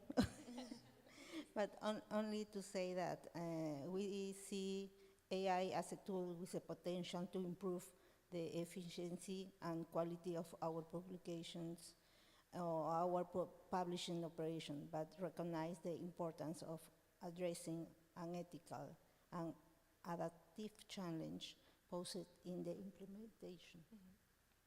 Great, thank you so much, guys. We're going to move right along, and I think Alejandra already mentioned how this connects to accessibility. But now moving to the topic of accessibility, we wanted to ask, with the implementation of the European Accessibility Act, what steps have you taken to ensure your publishing program is compliant with that act? So we're thinking specifically about alt text for images, what content we're not making accessible, which choices we're making, and how far back are we going in the catalog to make content accessible? We'll start with Edgar again. Thank you. In the last 2 years, I am making some workshops about accessibility to EPUBs in Mexico, in Colombia, and in Chile. And there, I think, are people interested. The publisher want to make that, but sometimes there is meetings about accessibility, but they prefer to change to AI. So that I say at the beginning that AI are winning the publisher agenda about accessibility, because 2 or 3 times I saw how they happen. Yeah. And they say we have a day, a specific date, the 28th of June of this year, that it come from the 19 to 20 5 years ago. So, but I don't see too many publishers in Mexico or Latin America worry about what happened. But to the distribution of the EPUBs, for most of the university process in Mexico and Latin America are made by Bookwire. That is the main, one of the biggest platform to distribute EPUBs to the world. But it's from German. It's a German platform. So the law say that you can distribute EPUBs without accessibility, metadata, or in platforms, European platforms. And so there are quit to, the publishers are quit to distribute their EPUBs because they didn't include metadata in their EPUB. So, because the law are the Bookwire platform are subject of this law because there is a German platform. So, what happened in the next 3 months? We will we'll wait to see what happens. But I think the less than 10% of the university presses in Mexico are beginning to make something.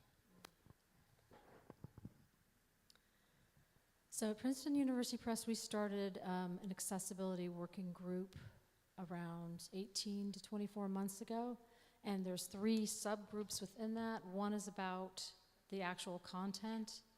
One is about our website, and the other is the employee life cycle experience. So I'm going to focus on the content itself. We wrote guidelines for authors on how to write alt text best practices. We have that on our website. We do have it written into our contracts now that they're required to submit alt text. Sometimes exceptions are made. The clause is struck. We do have the ability to provide the alt text as part of our workflow and have them review it if necessary. We also have all our backlist ebooks in buckets with their level of accessibility. So we've sorted all that out. There are 3 new codes, an Onyx code list 196. You were talking about the metadata. So the EAA requires not only that the ebook itself be accessible, but also that the publishers supply metadata so that potential buyers can know the level of accessibility. The 3 new codes specify the reason that an ebook is not fully accessible. And the 3 reasons are disproportionate burden, micro-enterprise, and fundamental alteration. So these codes were added pretty recently, and we're now going back and figuring out how we're going to put our backlist books that are not fully accessible into one of those 3 categories. We do distribute for Zone Books, which is a micro-enterprise. So going forward, their front list is all fully accessible, but their back list we are going to classify as micro-enterprise. We have a few books that we're going to categorize as fundamental alteration, and those are mostly graphic in nature. They look like graphic novels. I saw a really, really beautiful one over on that table. I don't know who published that, but it folds out like an accordion. That was amazing. That would fall under fundamental alteration. And disproportionate burden is the largest category and one that I've spent a lot of time trying to wrap my head around. I don't know if you want me to, how much detail you want me to go into. Yeah, why don't you just tell us a little bit about what disproportionate burden means? Okay. Yeah. European Accessibility Act is not a law. It's I forget what they call it, a directive that then all the countries in Europe decide how to write the law. And it's varying from country to country, including the result. If you don't comply with it, every country will have their own definition of what the reaction is. But disproportionate burden, I've been to quite a few webinars on this, and the best description I heard was from a Dutch lawyer who said that he's advising his clients that if the cost of remediating the ebook is, it has to be more than 50% of your expected revenue for that ebook. Otherwise, you can't argue disproportionate burden. That's a very high bar. Mm-hmm. We are making almost all of our front list fully accessible, with only a few exceptions. One is math series that we sell extremely low numbers and would be very expensive to remediate because of the equations. Mm-hmm. If anyone's interested, I can tell you a little bit more about what we're doing around equations. And then also we have a large nature list, which has hundreds and sometimes even thousands of images in each book. So those are also very expensive if the author can't write the alt text. So for those, we're going to argue disproportionate burden. For the backlist, we have gone back and remediated our top-selling textbooks, any book that we're coming out with a new edition, like the Mellon art series, some of our Jung books, and we're now looking through our top-selling course books. But other than that, we're going to have a lot within that fall within disproportionate burden. We are prepared to remediate them upon individual request, which so far we haven't gotten very many, only a handful. I wanted to mention that you mentioned Bookwire. We use CoreSource right now for our ebook distribution, and they have said that going forward they will use the Daisy Ace checker to check for accessibility on their ebooks. One more thing I wanted to add is it's required to tag sections of language, whether they're just a couple words or longer passages, as alternate language, so that the text-to-speech reader can pronounce the words correctly. That right now cannot be picked up by the Daisy Ace checker, but we're really trying to figure out how best to do it, because we have books with lots of different foreign languages in them, to the point where we don't even necessarily, I certainly don't know what all of the languages are. I mean, I have to confess, I probably couldn't tell Portuguese from Spanish and when it's typed out. So I would hesitate to tag that one or the other, because what if I'm wrong?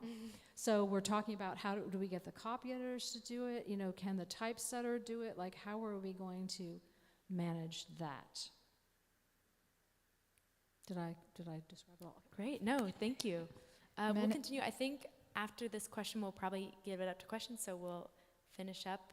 I just wanted to add No, you've got plenty of time. In terms of disproportionate burden, we're talking about managing that, but we also need to manage the disproportionate burden by itself. It's by every country, and will interpret it differently. And the Dutch lawyer who gave a very, it was very, very, very clear and informative intervention. But what does it mean that 50%? From when to when? Does it then disappear once you have reached that threshold? So it's not clear. And we'll navigate through it, but and consult with. We've consulted with European publishers, as Carmen knows. When I went to Planeta a couple of months ago, so it's to be applied. Thank you. Well, for us, the implementation has mean took a certification about it, about what we should do as fast as we could. So since November 2024, all novelties bring the characteristics needed, unless it's a book that it's more than 50% images or something like that, pretty much like what you said. But we are trying to ensure compliance, because also as we work in a university, accessibility is one of the main concerns of the university to attend all the publics. We also are very concerned because our focus or our main products are digital. So we are very concerned about it because we were born as a digital editorial department. So all our backlist from 2010 to date, that it's the time the editorial has been working, it's digital. So we are trying to review what we can do and what we cannot. We are requiring also the help of the authors to provide accurate descriptions, but we have found that the authors not always have the accurate descriptions. So the editor is working twice because it's reviewing the book and it's also reviewing the alt text. And it's time consuming. So our main concern are not the images, but the tables, because the textbooks and the academic books are full of tables. And it's the thing that our editors found more difficult in that. But we are not excluding it. We have a small production, and we are trying to make our best to comply with the regulation. And how far back are we making the content accessible? As I said, novelties. And we will be reviewing case by case what we can do, because not because of the burden, but because of the investment that means to rework all the things that are already published. Great, thank you. We have taken note of some requirements and see that they are more related to typesetting. However, we have not yet implemented them on a mandatory basis. No? And about the requiring authors, only ask for the captions. That's why I'm. Thank you. Just want to see, okay, perfect. Just want to see any final comments on accessibility from our panel. Do we have any other final comments? Great. Yes, thank you. I heard about ethic panels of AI, but I think we need ethic panels about accessibility. Because yes, it's a hard work to publishers. It's not just alt text to who can help the authors, and maybe the authors doesn't provide good captions to the photographs or whatever. So the alt text is not the caption of the photograph. And we have, I talk about in the workshops that I made that the 2% of the people with disabilities are younger. But more than 20% of the people of disabilities are plus from 50 years, or people with have visibility impaired, not necessarily blindness. And that happened with,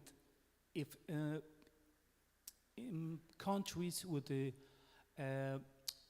span of life more than 70 years, maybe the statistics say that maybe 8 years of your 8 last years of your life could have a disability.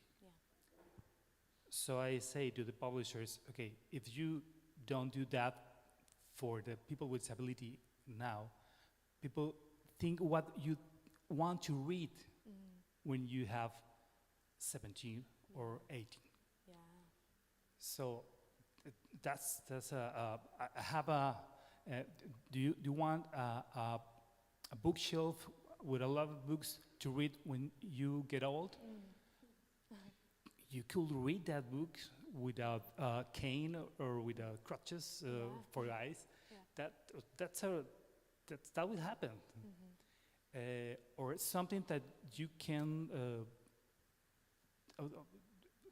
you can handle the book. So how we are doing? Do you want to do pass your last years of your life trying, if you want to read, if you enjoy to read?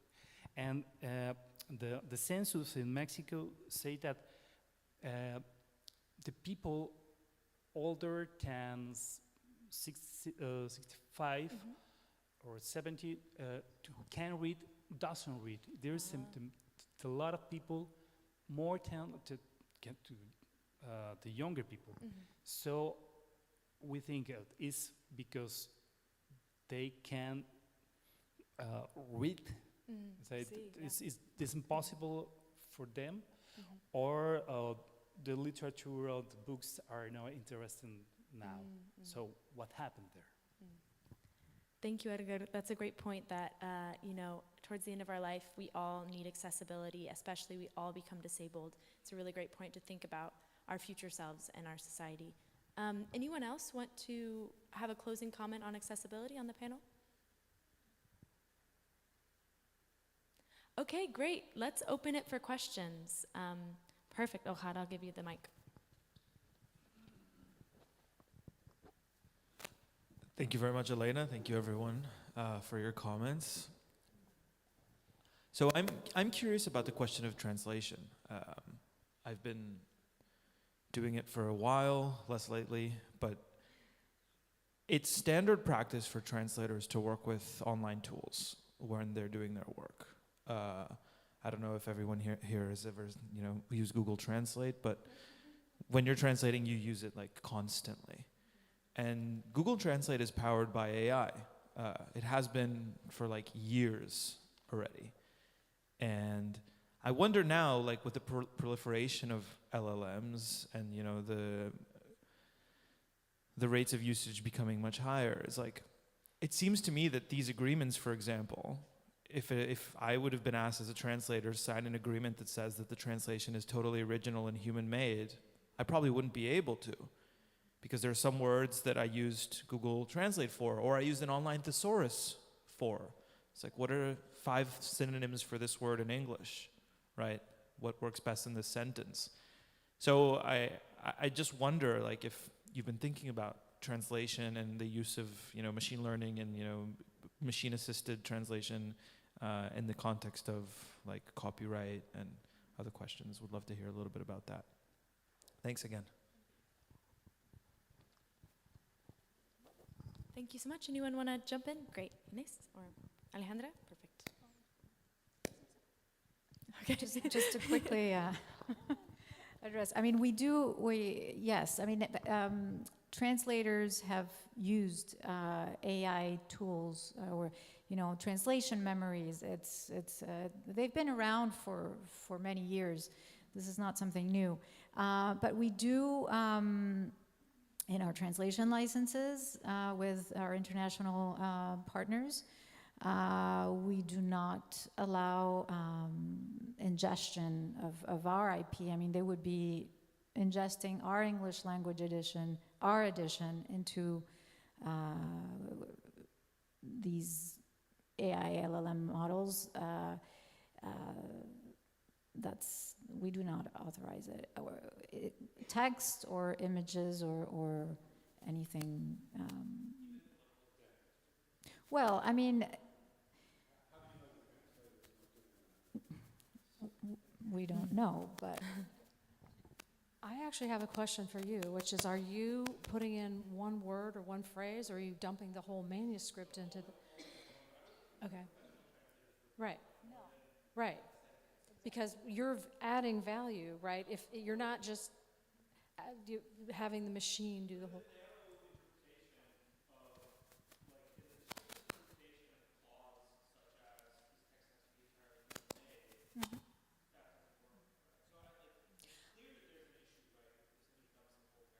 Yeah.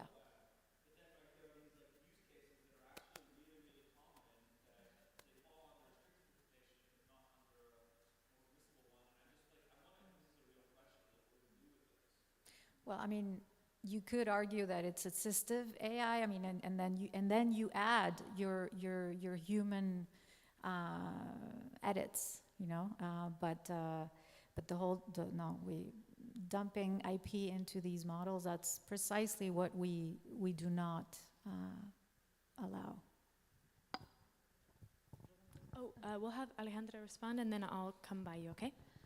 I think they just got a point, and you also answer yourself because you say, I'm using it as a tool, as a helper.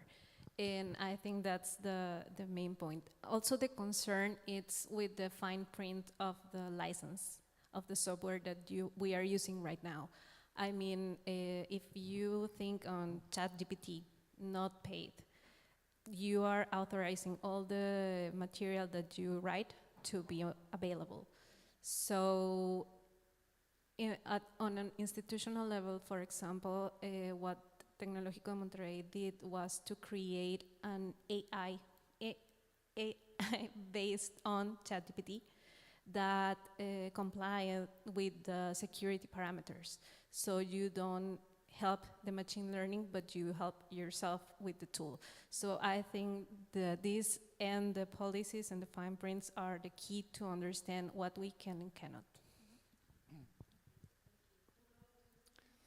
Okay, thanks. So in the earlier panel, Christy was talking about adding, I don't remember the exact term you said, but like additive in terms of gender and equity. And my question about translation and also audio, just to use, I guess, Princeton as an example, you have something like 9,000 backlist titles, right? So, over 10 now.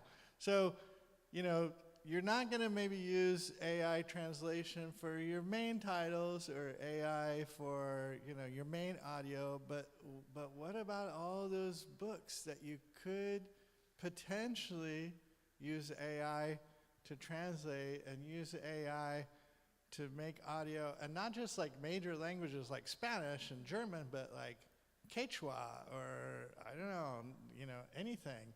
So I just wonder your thoughts on this. I don't have the answers, but thinking of, again, using a RAG model or what you call a walled garden where you're not like training these models, don't you think that this is a good use of AI, potentially at least, to translate backlist titles and make them available in pretty much any language that anybody would want to read or listen to? I mean, I think, I have to say, I'm very supportive of translators. My wife is a translator. I do some translation. I don't want to put translators out of work, but you know, they're not going to get those types of jobs where it's just not economically feasible to translate or do audio. So I kind of want to hear your thoughts on that. Great, a question on accessibility and also AI in a way. Any responses? I'll hand you the mic and I'll grab the other one. I guess I'm in the hot seat.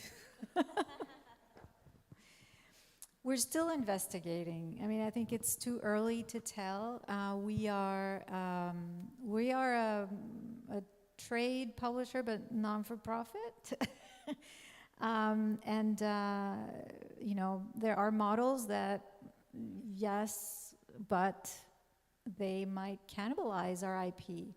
And I think we're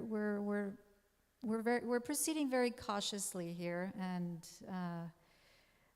but yeah, I mean, in theory, it sounds pretty good, no?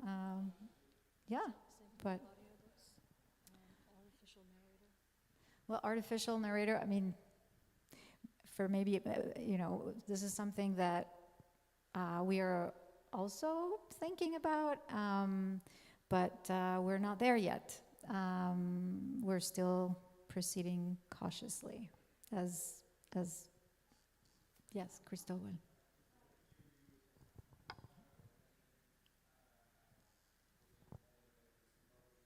Yeah. Right.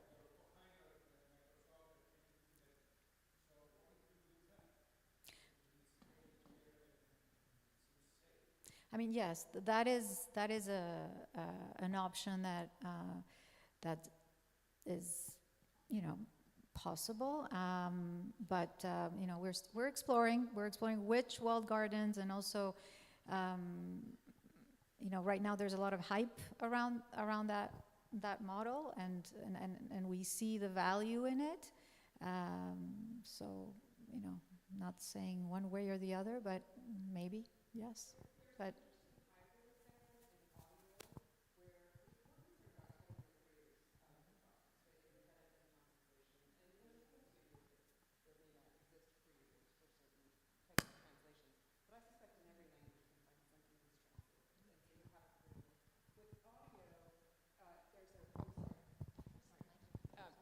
I was just saying there's some hybrid examples that we're starting to explore. So in audio, for example, there is a company that is licensing the rights to a particular voice and then applying that voice over the whole of an audio. So there still is a narrator who gets credit and compensation for being a part of that process, but not potentially narrating the whole. And I suspect that could be an interesting model. In every language, there exists a translator that you could probably get access to their translation style and think about how do you then deploy that with credit and compensation to that person. Might not be the same as if they were translating from hand, but could it be a compromise that still doesn't basically redact a whole really important part of the human process? So. Deep Zen does that. Mm-hmm. Yeah. Yeah. Yeah. And I was looking for somebody to check it. Absolutely. Yeah, we love people. Let's head back to Gaston over here. Thank you for that response. Hi. I was writing down like some of the words you mentioned, you said. For example, originality, humanity, ethics, transparency, intellectual property.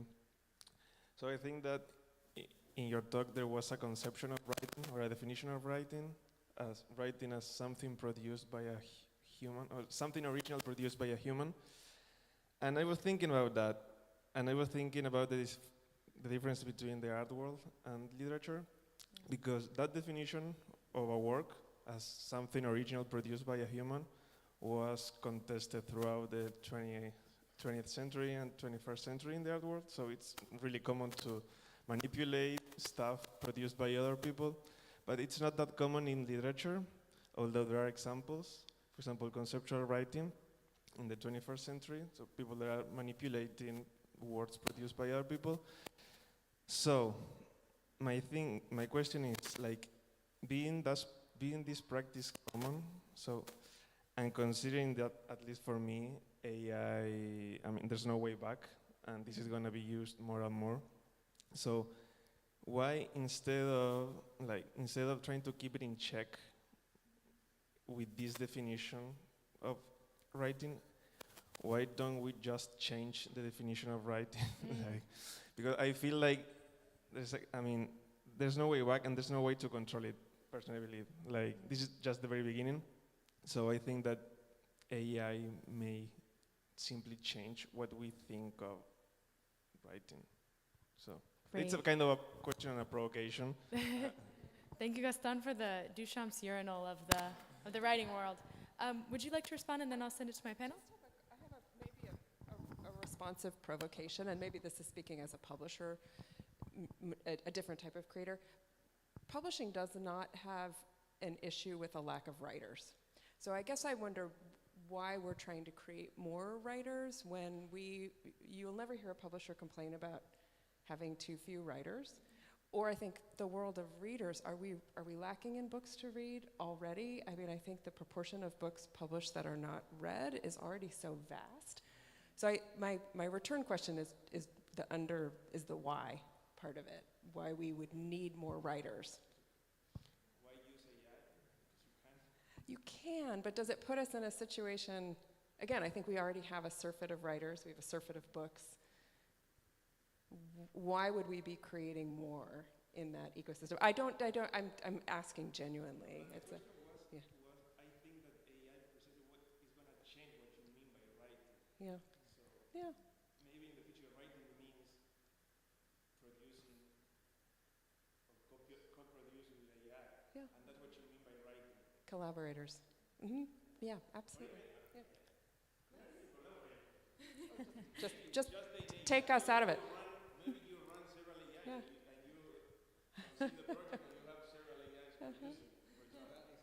Maybe we might read more books. I'm gonna moderate, and I'm gonna moderate this. Yeah. Let's take this back to the panel. Let them speak on this, and then we'll all speak about it over lunch. Okay? Let's go. Well, I personally think that we don't need to change the word or the concepts, because an original work, it's already big. I mean, you have so much possibility, because something original is that presents some novelty with you already have. So you made the mirror with the artist. If you can use artificial intelligence, and I think we all agree on that, and you can still be a writer. The thing is that you do not let the AI make 100% of your job, because you are working with the text, co-creating somehow the text, and that has to be with the declaration of use. And it's not the same to establish, I use AI to read my data, and I found this and this and this and this, and I think this can happen, that you say, oh, hi, I want to create a novel about a girl who walks to the park every day, and then you have a novel. I think that those are different uses, and that's the difference between an author and an AI. Great. Anyone else on the panel? Yeah, I just want to ask a general question here. How do you feel when you write something without any AI tool, and you're really, really proud of what you did? You feel good, right? I think we have to remain who we are, and I think we have to continue to be proud of ourselves and of what we can create with our own intellectual property. We can get some help with some tools from time to time, but in the end, we have to be ourselves.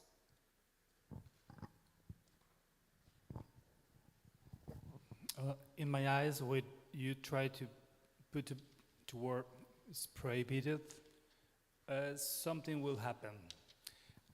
What happened with the typewriters come in the 19th century? Some writers use it, some writers don't use it, don't like it. And some other ones try to dictate to a typewriter secretary or some record machine to write their work. So what will happen? Maybe the same thing. Now maybe we are using the AI without haven't noticed that you are using AI, and give you some ideas of writing, and the centers of the word are finally by the machine, and say, oh, that word is good, could be better.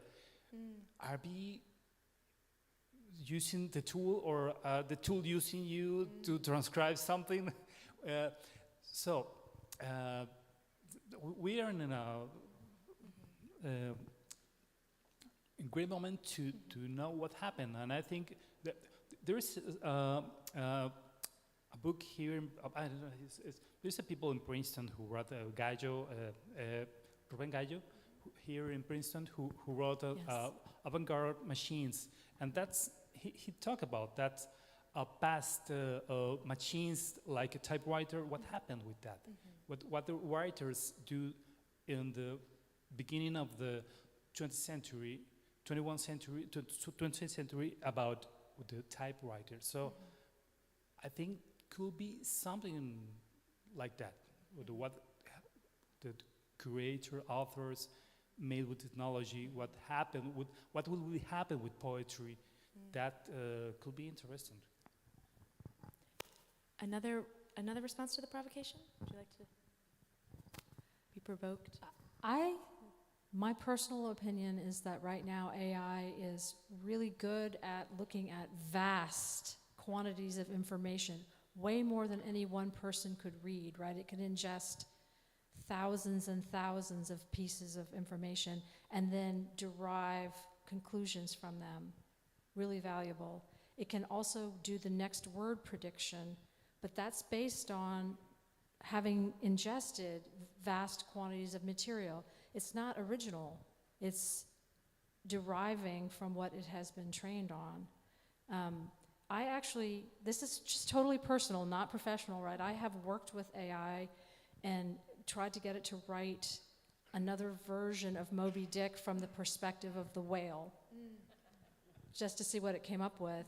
And it thought that idea was really funny, but it didn't get very far with it. So I may be wrong. It may all change, but that's my understanding right now. Please write that book. Yeah. I will just say AI is getting better every day. If you've ever asked it how to balance 3 books, 3 eggs, and a spoon, you'll get some weird answers. Sometimes the books end up on top of the eggs and their answers, right? I think we have time for just this last question, if it's a quick one, okay? No provoking. Just as an aside, some of you may have read this, but there's a very strong theory going around that the tariffs that the Trump administration put on were, the formula was figured out by AI. So that's a scary thought, but that's going around very strong. And just to bring some humanity to this, to end on a very human note,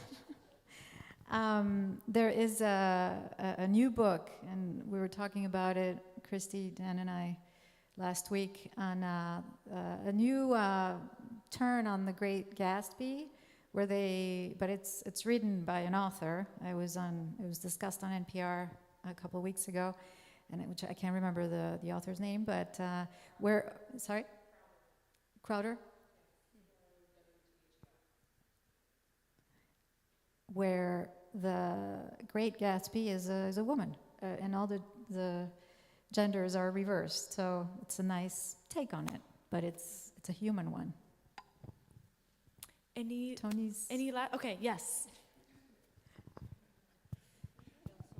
The AI question and AI writing, I would say to you, at this moment, would you trust, if you went to Waze or your map program, and you said, take me to New York, and you followed its instructions, but you did it with your eyes closed on foot, would you trust it? When we read, we invite somebody into our head, and we kind of give them a space which we trust. We think of them as a human, or somebody who looks like us. We may establish empathy and communication. Not knowing really if the author is even human or what its intentions are, what it really is, for me is scary. And I would not trust that author any more than I would trust Waze to take me to New York with my eyes closed. That's why I just wanted to end with that. Thank you for that. Now I have both the microphones, so no one else can talk. Thank you all for this amazing panel. Let's give a round of applause to our participants.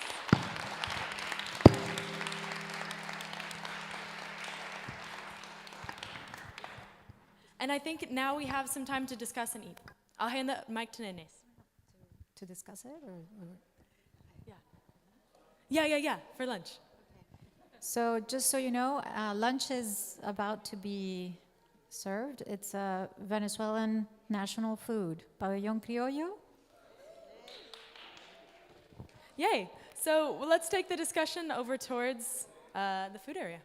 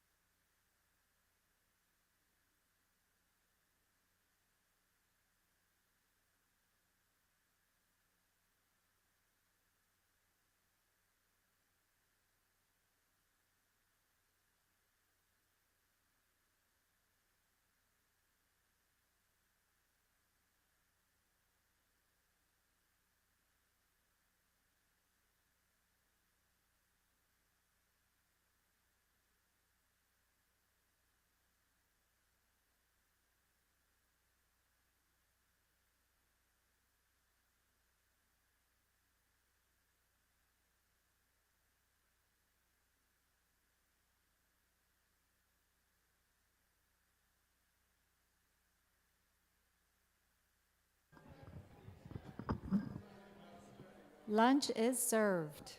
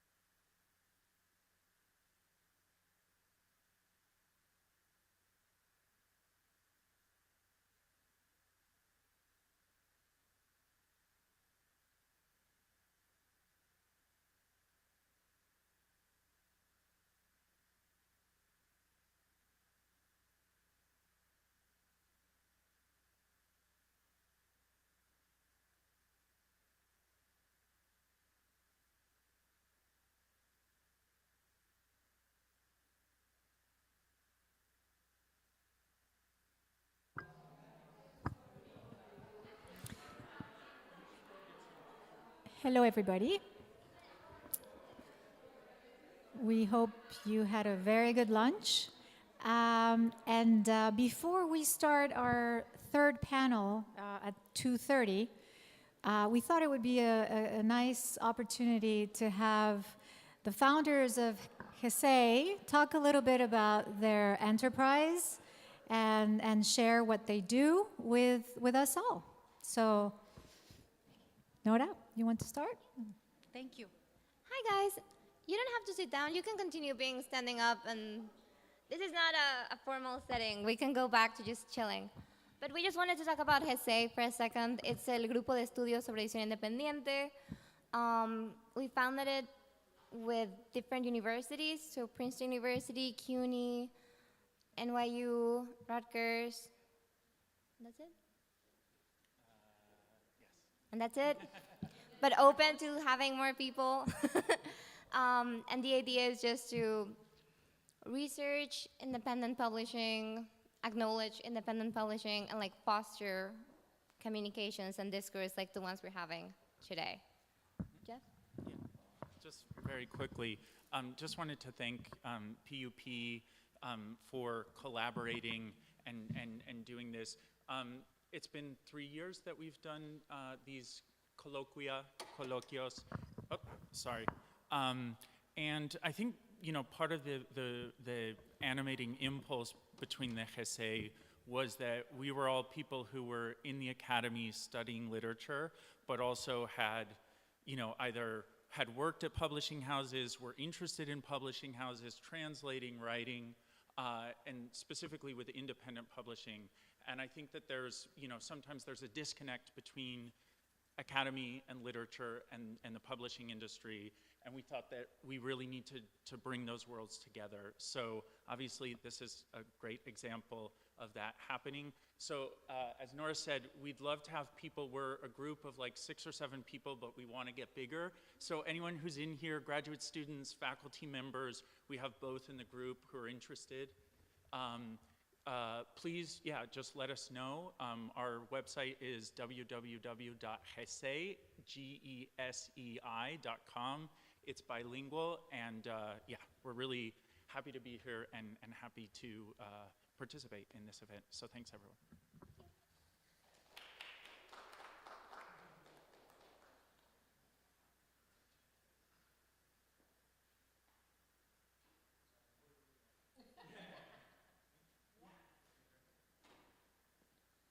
And now our very own Ohad is going to present a bit of his research just so that you know what he's researching. Yeah, why not? He has done a lot of research in publishing in general and understanding how publishers work. So I think it would be a nice overview before we get into the next panel. Let's do it. Okay. I'm going to shut the microphone off and project because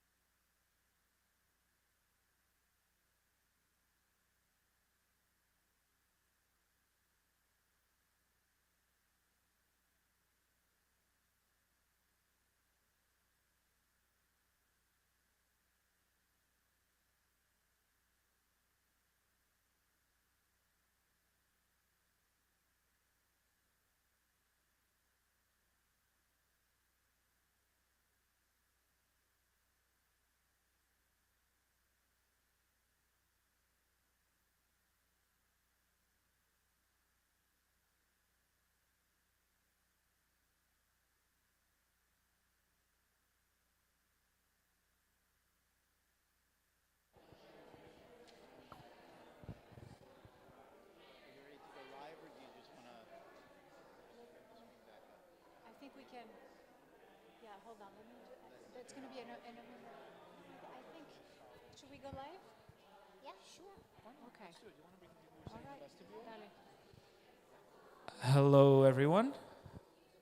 I think that it's 2:31, so we're going to start our third and penultimate panel of the day. If I may please invite Cecilia, Tynan, Michael, and Gustavo to join me.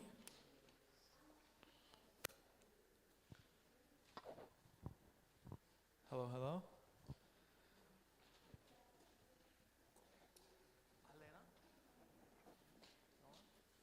Nora, you're going to be doing interpreting? Alina? Sure, thanks.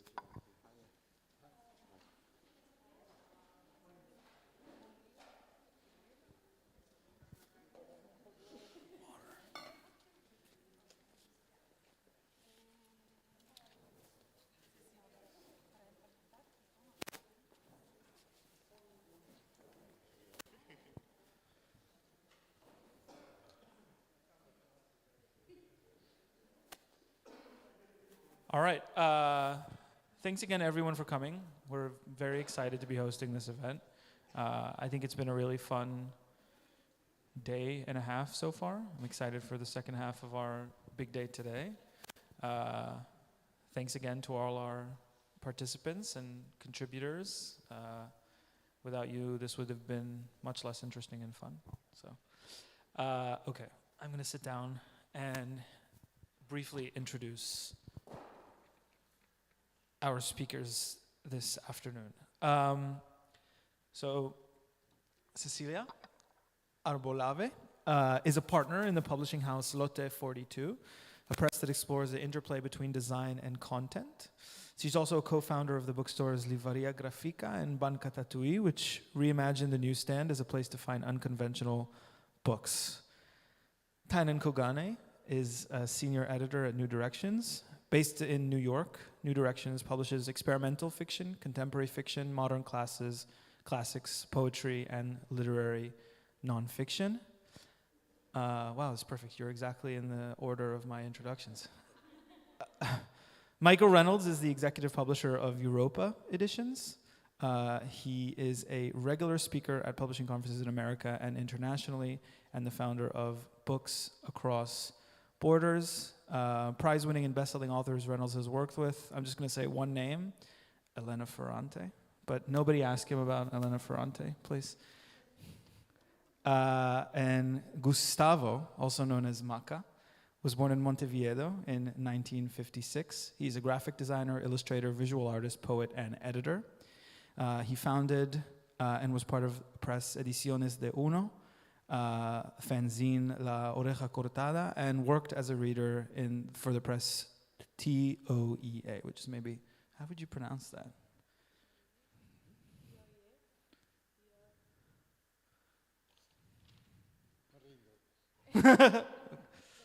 TOEA, okay, perfect.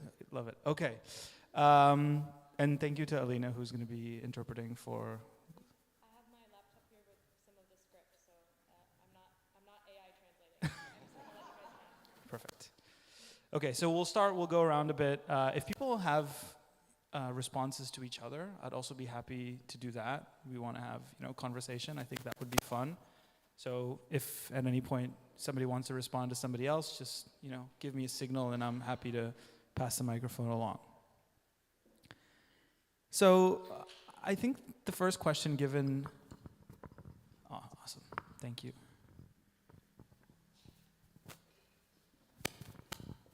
I think given the fact that we have editors and publishers on our panel today who work in very different national contexts, different publishing landscapes, right? On different kind of positions on the spectrum between avant-garde and mainstream, and particularly, should I switch my microphone? I don't like these noises.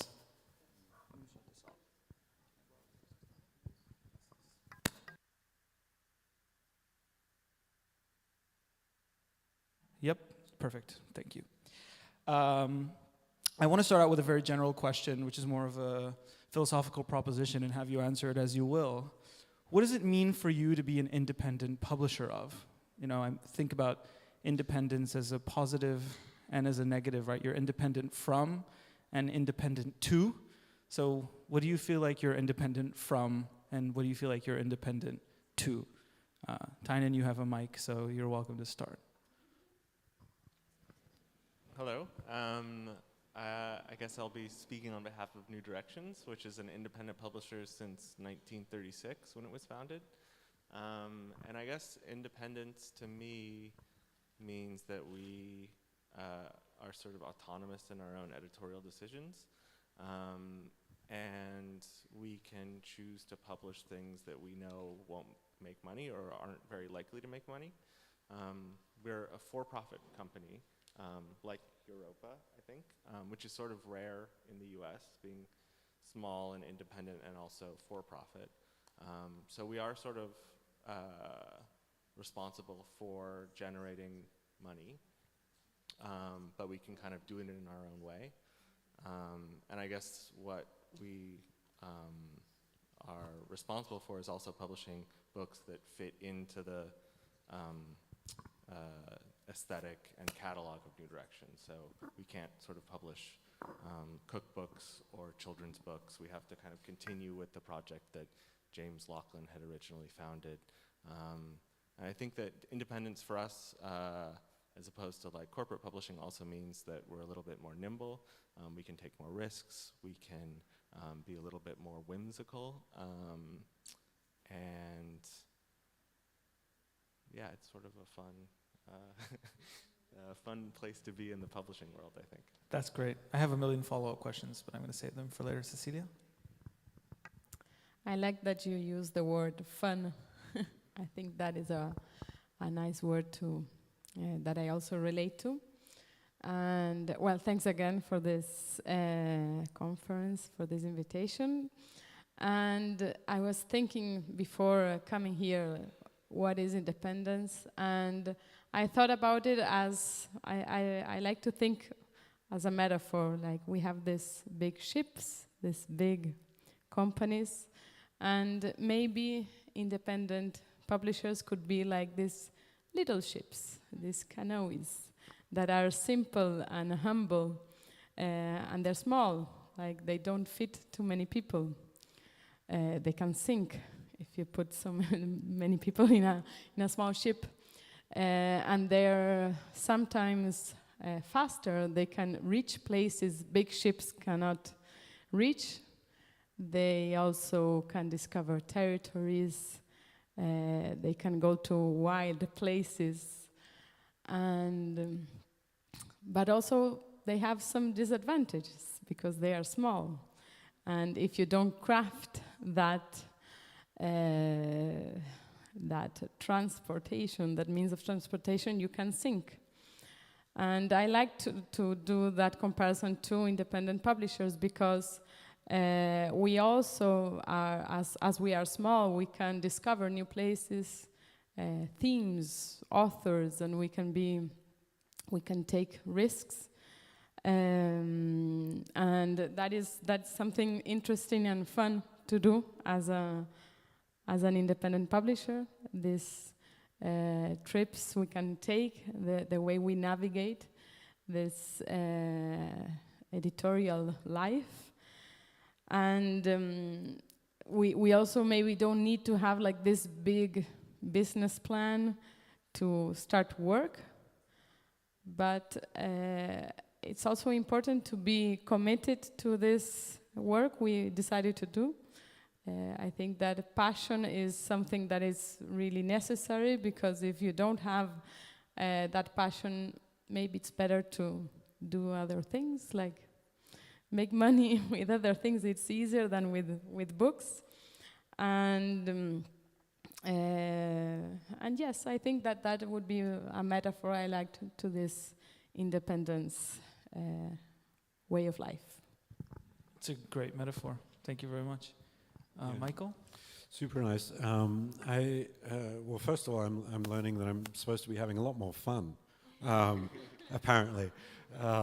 Oh, I have loads of fun. But the, I don't know, the question of independence in publishing is something that I think about a lot. I have thought about a lot. Maybe I think too much about. And I think initially I set out for years, I think, in this job, thinking of independence as a sort of absolute value for a publisher.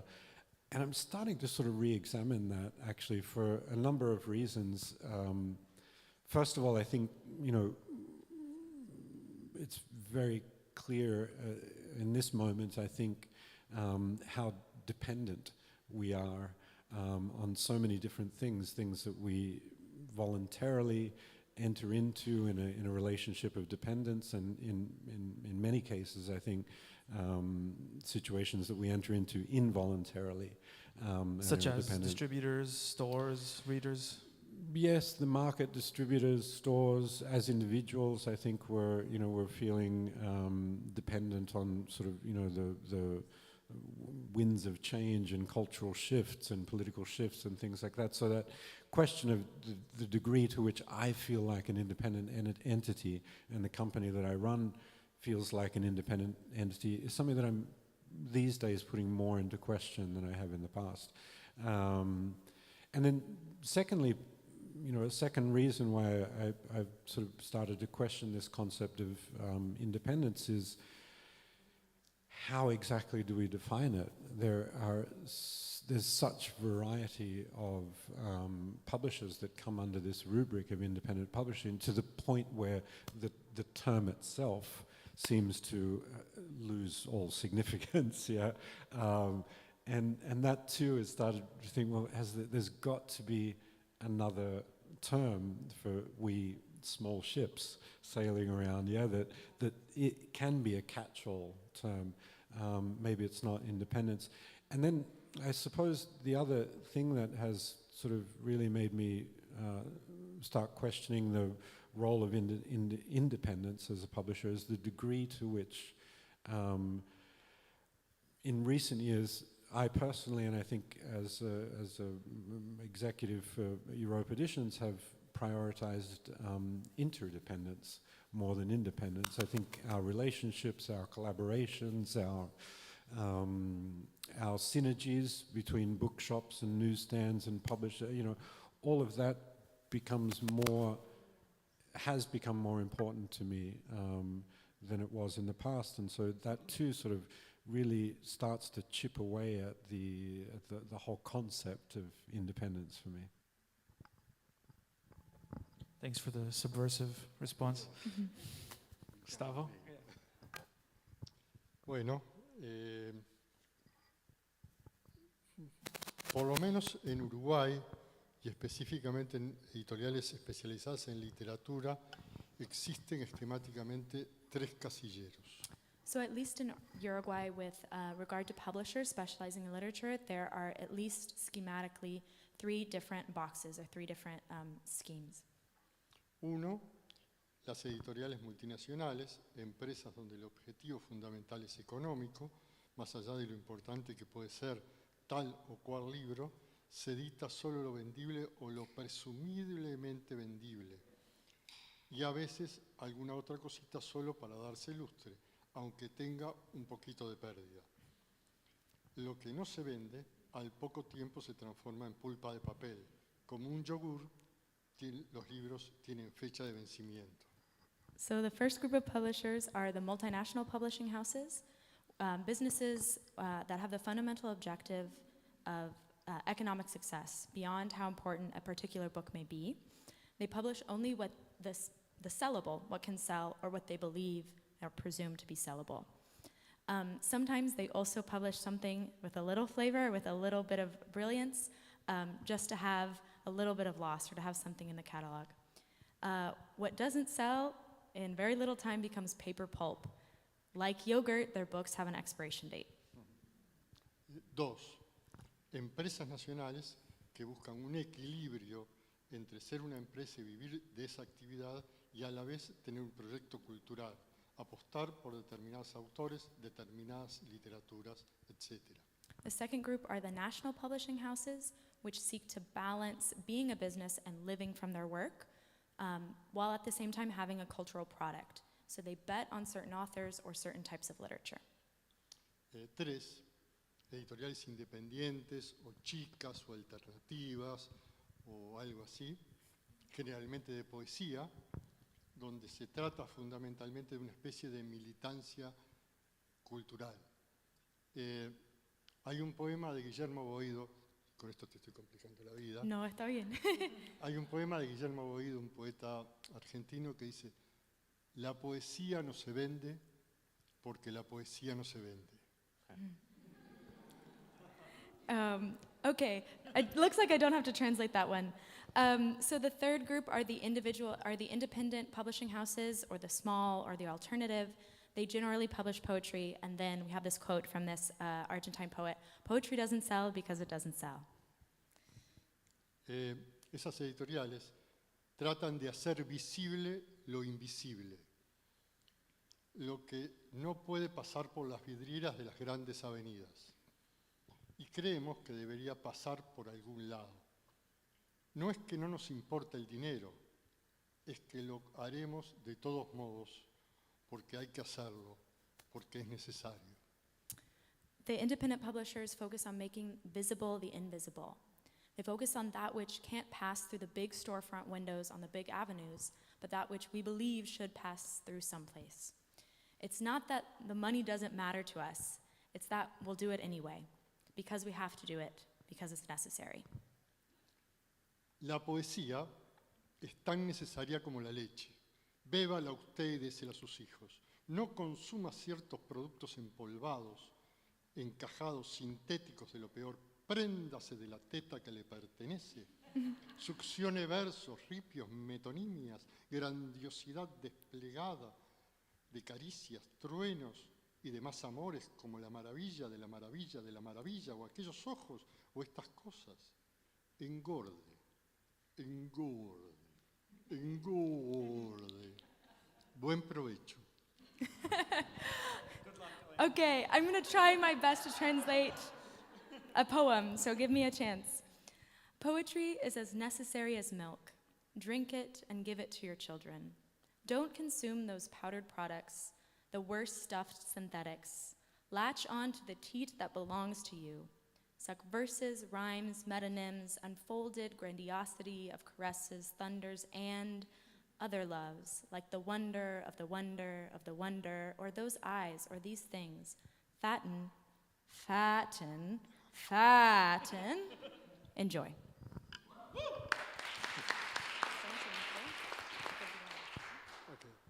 Wow, that was excellent. Thank you very much. Okay, so I really like this metaphor of, you know, little boats, little canoes, and big ships. And it strikes true to me, and I think it strikes true to everyone in the room and on the panels. And what I'm interested in getting into in this question is, like, you know, you talked about, you know, tracing these routes and preparing for them and, like, building the ship correctly. So what are the mechanics of being a small boat or a little yacht, right, in an ocean full of these big cruise liners, right? We know that the market for books is incredibly unequal. You have these huge corporations that control, you know, these huge swaths of the market, control a lot of intellectual property. They make most of the sales. They publish most of the books. Yeah, exactly. Somebody's. There's a little salsa dancer inside the microphone that's tapping away. Yeah. So what are the particular mechanics of that? It's like, how do you compete or not compete? How do you, you know, trace your routes in this landscape? Can I start? Well, great question, and I think that when we start, like I say, we, like any independent publisher, you start like saying, oh, everything is wrong, you know, these big companies, these things, and you start complaining and complaining. And after a couple of years, you get a bit more mature, and you understand those mechanics, and you understand how some things, like, they may not be so fair, or they may not be doesn't make so much sense. Things could be better, but like you understand why they were built that way. So I think that it's fundamental to try to learn about the market. Like if you start and you start working and start editing, trying to change everything, like, yeah, you will be that guy or that person that will be complaining. But I think it's better to understand, to learn. For us, for example, we didn't have that much money to invest, and like we didn't think about what we lacked. We thought about what we could do. Like, I don't think limits, economic limits, are necessarily like something that will that it's like a limit you can't overcome. And actually, because of those limits and because of that lack, we could do better books, because that lack forced us to search for other alternatives, to understand like printing techniques, to and to make better and more creative books. So I think that it's important to learn from the market, to learn about like the bookmaking processes, not only the editorial processes, but also, well, that is because I really like that area about book production, but I think it's important to learn about that. And also, like, okay, you understand how things are made, and then you can be creative. So for us, like when we started, of course we had just one book, so it was hard to get into bookstores. But like we found our ways, and today we are in bookstores and in distributors and in many places, but we always find our ways, like creative ways to show our books. So I think that as an independent publisher, it's very important to be creative in your work in many ways, not only like in the books you publish, but also in the way you show them, in the way you distribute them. And just one last thing, we were talking before that like for New Directions, the independent bookstores are really important, and for us also. So I think it's nice like to also understand who are your partners. Like if you are a small publishing house, maybe like go to small bookstores, because they may be created by people who are like you have similar mindset. So that is something interesting. Like if you are small and you want to be like, yes, but I want to be in that huge fair, well, maybe you won't be able, but if you want to be in your local fair, you might have a great participation. So those are some ideas I wanted to share. Thank you. Tynan? Yeah, so I think a few ways that we keep up with and compete with corporate publishing. One would be that I think we have an identity as a small publisher. Not everyone would know what a New Directions book is, but I think people who do know of New Directions know what a New Directions book is. Whereas I don't think anyone in the room could tell me what a Penguin Random House book is. There's not that sort of, I don't know, you don't go into a trust with a publisher like that, or you don't sort of exactly know what to expect. Another thing is that I think I was listening to your talk earlier, and we are not dependent on the tyranny of P&Ls. I sort of have a vague notion of what they are and what they're for. I couldn't get to the counter examples, but you're a prime counter example. But I've never had to do one. I think we sort of like intuitively try to, imagine numbers and don't have to apologize for that. And what you were saying comps do is you sort of, your P&Ls lead you to comps, which lead you to copying what other people have already done. So I don't know if we're always trying to be trailblazers, but we can kind of imagine things not from the middle, but from a different starting point, which for me is really exciting because we don't have to sort of think about the precedence of certain things. We can kind of think about that in a literary sense, but not in an economic sense. And I guess, yeah, I really like this boat metaphor, but it sort of, leads us to places where the big trade publishers would avoid, maybe like to a beach that smells like sulfur but is actually really beautiful, or like to a rocky lagoon where like a big boat couldn't enter but is actually very beautiful. And yeah, I think that it offers us different areas that large publishers usually want to avoid. Thank you. I agree with everything they said. It's so true, everything that you said.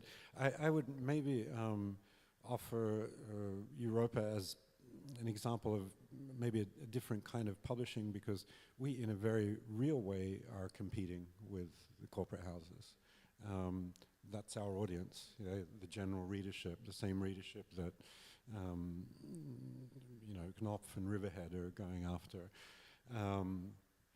So, that is something that is on my mind. How do we compete, and are we competing in this, then the other?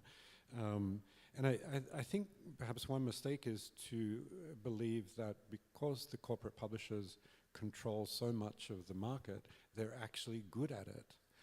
They're not. They're not. They're just bumbling around like the rest of us, and most of us are better than them.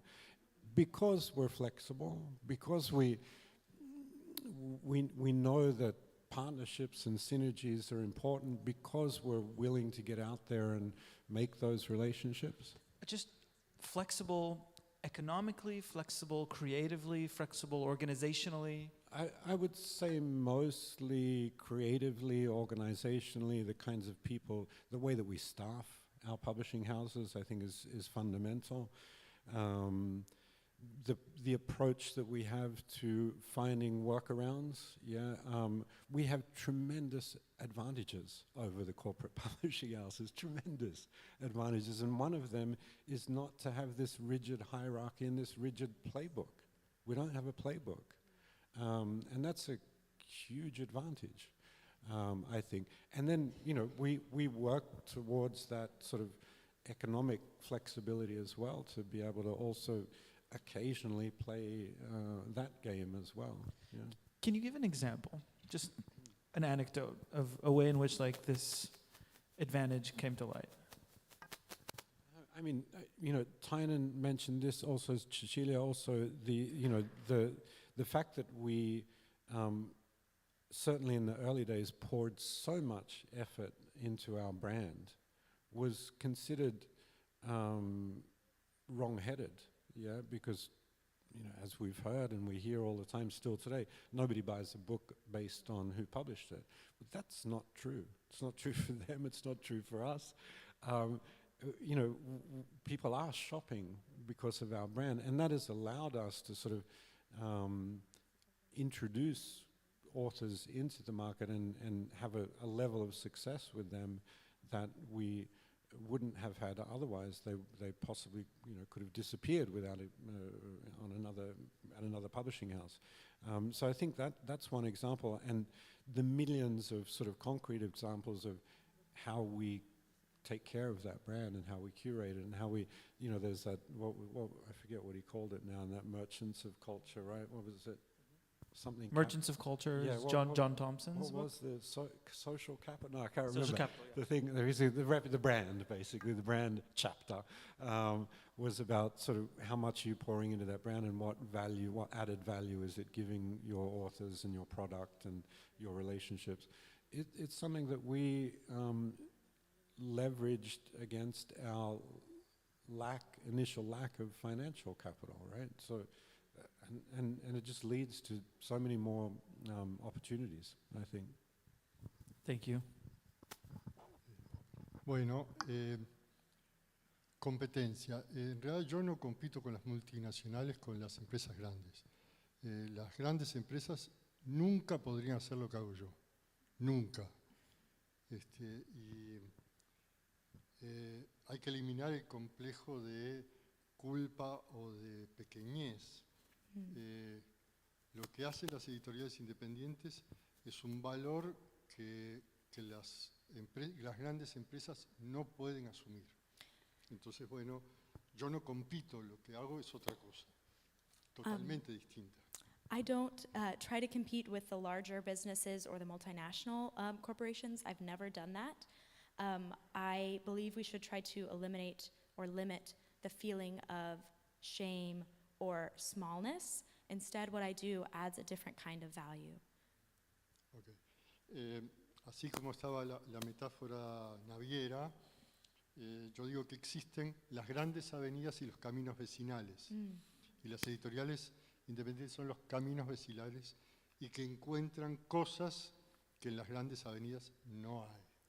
So following along with this navigation metaphor of the book, I tend to say that there are the big avenues, the big streets, and then there are the neighborhood streets. And what the independent editor does is follow through the neighborhood streets and find things that on the big avenues you can't see. Generalmente las colecciones están armadas con criterios de uniformidad. Ya de por sí estoy en contra, con cualquier uniforme. Generally, collections are composed with a uniform criteria, but I am against any type of uniform. Todos son iguales, todos firmes como cantando el himno. Por un lado, para ahorrar tiempo y dinero, y por otra parte, para reforzar un discurso de identidad, ser reconocidos desde lejos sin esfuerzo. These uniform criteria make each book sound like they're singing the national anthem. They're firm, they're upright. On one side, this helps to save money and time, but on the other, it reinforces a discourse of identity in which the books can be recognized from afar without any effort. Sin embargo, en la literatura y en el arte en general y en la poesía en particular, lo que importa son las diferencias, lo diferente, lo que pone en duda los límites, lo que desborda más allá. No somos indiferentes de lo diferente.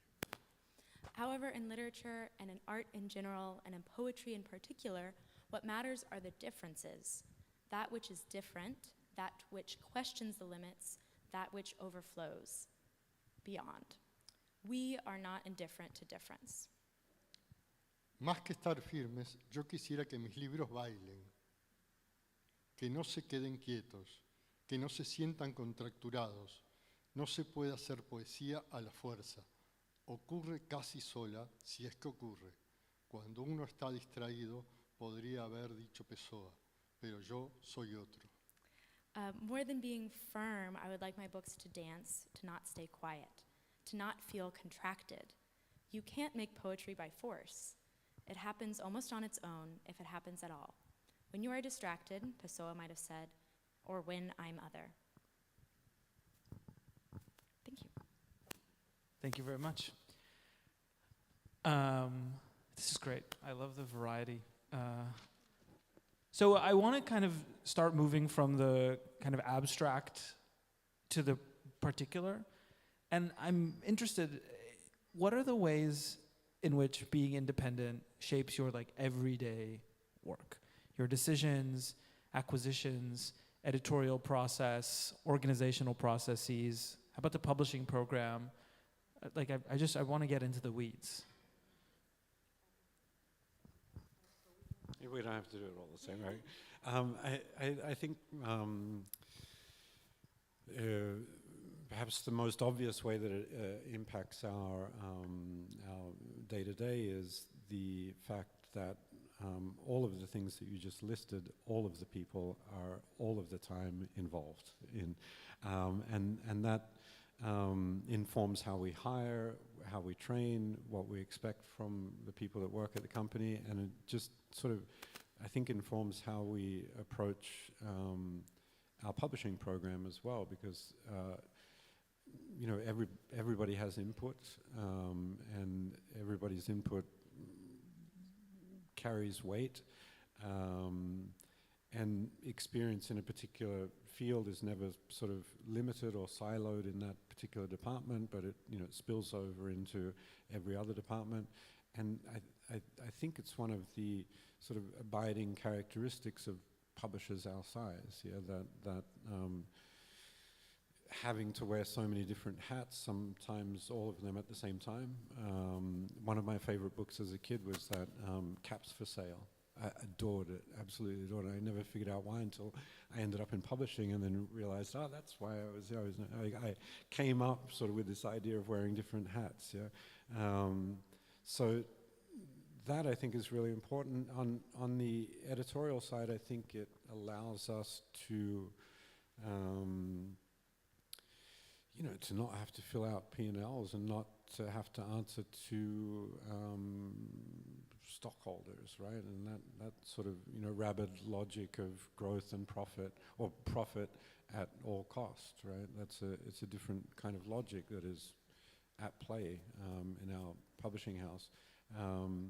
And then just the sheer absurdness of our publishing house. Yeah, it's really anyone, I think, looking at it from the outside would think, what a crazy business, what a crazy organization. How do you make this work? How do you make it work? Just through I think, deploying and employing this ethos of flexibility and openness to newness, yeah? Because I have to say that most independent publishing houses that I know well, you know, just through colleagues and friends, they're all really strange. Yeah, it's like strangeness is this abiding characteristic, and their origin story is really odd, and the way that sort of it developed over the years is really odd. And so that's got to be, so many people just sort of fell into it. Yeah, I didn't mean to be a publisher, and 20 years later, here I am. That is a story that I hear over and over again. And so that, I think that it so infiltrates the day-to-day and how we approach the job, I think. Thanks. Corporate publishers are like happy families. They're all the same. Yeah, I would just definitely echo what Michael said about flexibility. I think most independent publishers are very flexible and forced to be very resourceful as well. I think that resourcefulness is definitely something that characterizes our publishing house. We also, like Europa, everyone on staff kind of is meant to juggle lots of different things at once. We have 2 publicists who also acquire and edit books. Our production manager is in charge of doing some marketing, and everyone sort of does a bit of everything and dabbles. I like screen print our T-shirts and stuff like that, and so there is this flexibility. We don't have to like report to a board about our progress or functions, and yeah, I think that's a really important part of who we are. I think that on the editorial side, we're also I said sort of whimsical earlier, and I think that we can see something in a book that other people don't see, and act on that. For some reason, I was just thinking this morning, we're publishing a Danish septology by a writer named Solveig Balla, and she was just shortlisted for the Booker International Prize today. Congratulations. So we're excited about that. But it made me think that we're the 3rd independent publisher of Scandinavian septologies, which have all gone on to become these huge deals. Knausgaard, Jan Fosse, and then Solveig Balla. We hope that she'll reach those heights. But corporate publishers aren't taking on Scandinavian septologies, and like that's a really exciting thing about being Only after they succeed. Exactly. Yeah. They'll do the paperback after. Yeah, it's become exactly. A Nobel Prize winner or something like that. So, yeah. So it's exciting to be able to sort of take on those things that other people don't notice. And thanks. Well, of course, I agree with what you said. It's nice because like we complement each other. I would add another layer that in the editorial part, for us, really each book is unique, and actually it's a tradition at Lote 42 that we each book has a number, like this is the book number 1, this is the book number 2. Actually, the book number 42, we skipped it because it will be a book about like the publishing house. But each book is unique, and And that uniqueness is, we think about it like, well, what does this book ask from us? The way we deal with the authors, the way we choose the format, the materials. So that is one way that we, like this independent aspect reveals in our day-to-day work. And also the way we approach our work, it's not only about editing, it's also the bookstore we have developed and the workshops we do and the classes we make. And our team, we have a very, very nice team that is divided. Like they have functions. There are some that are more devoted to the publishing house, some are more in the bookstore, but it's very normal that we need help in the bookstore, so one person will help, or we need help to put stamps on a publication. Yes, we will. Some of them will change sides and come put the stamp on the book, and I think that way that it can, seen from the outside, might be chaotic. I think it reveals this flexibility and this view that the book is alive in all those aspects. It's not just the editorial part. It's also the way the book circulates. And for me, being in a book fair or working, putting the boxes together to take the books to a book fair is as important as doing the proofreading of a book. So that's the way we look at the book. And as we are a very small company, we can be in all those, we can change the hats all the time. Thank you. Gustavo? Bueno, yo voy a seguir lo que así como el mercado marca pautas y las editoriales independientes rompen esas pautas, yo voy a romper las preguntas. Just like the independent editors are always breaking out of the general guidelines of publishing, I'm also going to break out of the questions. Voy a seguir leyendo lo que tenía escrito. Se trata de hacer especialmente cada libro, porque es precisamente especial cada libro. No podemos ponerle el mismo sombrero a César Vallejo que a Nicanor Parra, porque tienen cabezas muy distintas, muy diferentes. Tengo que hacer el sombrero a la medida, sensibilizarme con el texto, meterme dentro de él para resolver la materialidad del libro. Formato, papel, encuadernación, tinta, tipografía, márgenes, espacios, etc. Creo que sí estás respondiendo a la pregunta. I think you are responding to the question. The idea is to treat each book specially, precisely because each book is special. We can't put the same hat, so again with hats, on César Vallejo as we would on Nicanor Parra, because they have very different heads. I have to make the hat custom. To make oneself, all I have to do is make myself aware of the text, put myself inside of it, to figure out the materiality of the book, from its format, its paper, its binding, its ink, its typography, its margin, and spacing. Esta es la editorial de un diseñador. No acepto proyecto que no me motive a diseñarlo, que no implique un desafío. Tengo que sentir que me voy a enamorar en el proceso y del resultado. De lo contrario, no vale la pena, porque más que hacerlo con esfuerzo, hay que hacerlo con placer. This is the publishing house of a designer. I don't accept any project that doesn't motivate me to design it, that doesn't bring a challenge. I have to feel like I'll fall in love with the process. And if that's not the case, it's not worth it. Because more than doing it with force, it has to be done with pleasure. Por eso, lo que une los libros de Yagurú es que son todos distintos. Estoy convencido de que el discurso de identidad de la editorial no tiene que pasar por un componente tan rígido. Puede haber un discurso más sutil, más interno o profundo. Confío en que los libros se reconozcan como parientes, primos o hermanos. El lector de poesía está entrenado para leer entre líneas, ver lo que está detrás, latiendo. Si no, ¿para qué todo esto? That's why all of Xiaoguru's books are distinct.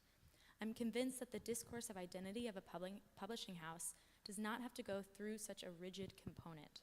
There can be a more subtle discourse, more internal and profound. I trust that these books can be recognized as relatives, cousins, or siblings. The reader of poetry is trained to read between the lines, see what is behind, pulsing. And if not, what's the point of all this? Thank you very much. Okay, so on our road to specificity, I think we're gonna close out our last question with, a particularity. I'd love to hear from each of you about a book that you've published recently or not recently at all, that you think is indicative, that you think you are, uniquely positioned as a flexible, nimble, creative, independent publisher to, shepherd into the world onto somebody's head, to mix all the metaphors that we're using together. Sailing. Yeah, Sailing. exactly. And then we'll open up for questions from the audience. Can I start? Yeah. Please, please. I'm going to go back quickly to something that Tynan mentioned, this idea of, on the editorial side as an independent publisher, seeing something that others are not seeing. I do think that, the publishing process were as publishers, were a portal via which a book for readers, not necessarily for the writer, moves from sort of non-being to being, right? But that, it's not a passive process. We're actively engaged. It's not just a question of just seeing and saying, that, and then forgetting about it. We're pouring ourselves into that project. I mention that because all of the books that, not all of them, the vast majority of books that have been really successful in a commercial sense for Europa have been seen by corporate publishers. They have been seen, including the one that I will talk about, or the author that I'll talk about. And that, to me, speaks to the fact that we're just better. As I said, we're better than they are. We're able to see more. We're able to put more into the process. We're more actively bringing that book from non-being to being, and I think that is what we're adding in the sort of on the editorial side. I can't answer your question without addressing the Elena Ferrante question. So I have to mention Elena Ferrante because I think not only has she been the most successful author over the history, commercially speaking, over the history of Europa, but she's also the author of the first book we ever published at Europa, and is one of 3 reasons that the company was created. Ferrante is published in Italy by a company called Edizione EO. The owners of Edizione EO are the founders of Europa Editions, and one of the reasons that they created Europa Editions is because they were tired and fed up and frustrated of pitching Elena Ferrante to American publishers and them saying, no, we're this Italian woman, who's she? We don't know her, we can't read it, so we're not going to publish it. And so they were like, screw it, we'll do it ourselves. And so The Days of Abandonment by Elena Ferrante was the first book that we ever published at Europa. We published 3 more books by Elena Ferrante over the first 8 years. They did okay, they were not hugely successful books. They wouldn't, if she had been published by a corporate publisher, after those 3 books, she would no longer be published by that corporate publisher. They hadn't sold well enough for a corporate imprint to hang on to her. One thing that I think an independent publisher has the flexibility to do is to say, I believe in this author. Sooner or later, it's going to work. And I'm going to keep trying. And as long as I can balance that with the books that are working, I'm going to insist and keep trying. And that's a much tougher proposition at a corporate imprint. And in the case of Elena Ferrante, it did work after 8 years with the publication of My Brilliant Friend. And Is that answering your question? No, I forget what the second Absolutely. part of the question was. Yeah. So I think that's the one example, for us that I would trot out. Yeah. Thank you. I guess I can bring up a similar but more modest example than Elena Ferrante. Sort of more of like a baseball cap to Michael's fedora. But we published a really interesting Japanese writer named Yoko Tawada in 2002 for the first time. It was this strange series of stories that took place on a train, and they were really bizarre, and I think we probably sold 300 copies of them. They sort of didn't reach any audience, but we continued publishing her work, and every couple of years we would put out a new book by Yoko Tawada. And about 10 years ago, one of her books took off. It was called Memoirs of a Polar Bear, and it's these 3 generations of polar bears, sort of each telling their own story. And then most recently we published the 3rd volume of a trilogy called Archipelago of the Sun. And she finally has a readership here. It's modest compared to Ferrante, but we have print runs of 25,000 copies, which is quite large for us. And it is sort of all because of our tenacity and also believing in this Japanese writer who writes half her books in Japanese and German, and who's uncategorizable and sort of by all standards really kind of difficult to fit into the publishing frameworks. So so I'm especially happy to have her on our list and proud of those books. Thanks. Well, I will mention a book that has just arrived from the printer. Actually, before a week before coming here, I was talking to the printer and I said, you promised me 500 copies for the 31st of March. If you can't make it, just try to make it 100. But if you really can't make it, just bring 5, because I have to put them in my luggage to go to Princeton. And he managed to deliver all the books he promised. And the book is called Poemobilis. It's a book of a poet. He's a legend, Augusto de Campos, Brazilian poet, and Julio Plaza, who was an artist, a Spanish artist. And this book was first published as a book in 1974, and it gained other, and I will show it to you, but first I will tell the story. It had other editions. The last ones were from Selo Demonio Negro, which is also an independent publisher in Brazil, of Vanderlei Mendonça. And it was sold out for a couple of years. And it was really strange, nobody would want to do new print runs. It's a complex book, and I will show you why. So I can understand. But still, it's like this book, Poemobilis, is really, it's really something. I heard that there is a copy here in the Library of Princeton. And last year, João, who is my partner, talked to me and said, I will ask Vanderlei if he wants to make a co-edition. Let's make it together. And I was like, okay, we know him. And Vanderlei immediately said, yes, let's make it. And because it's a complex book, he couldn't, it was really something hard to do on his own, but he says, let's do it together. And we just published this book. And it's a book that has 12 poems, but there's this is the cover. So it's a book that has 12 of these pop-up poems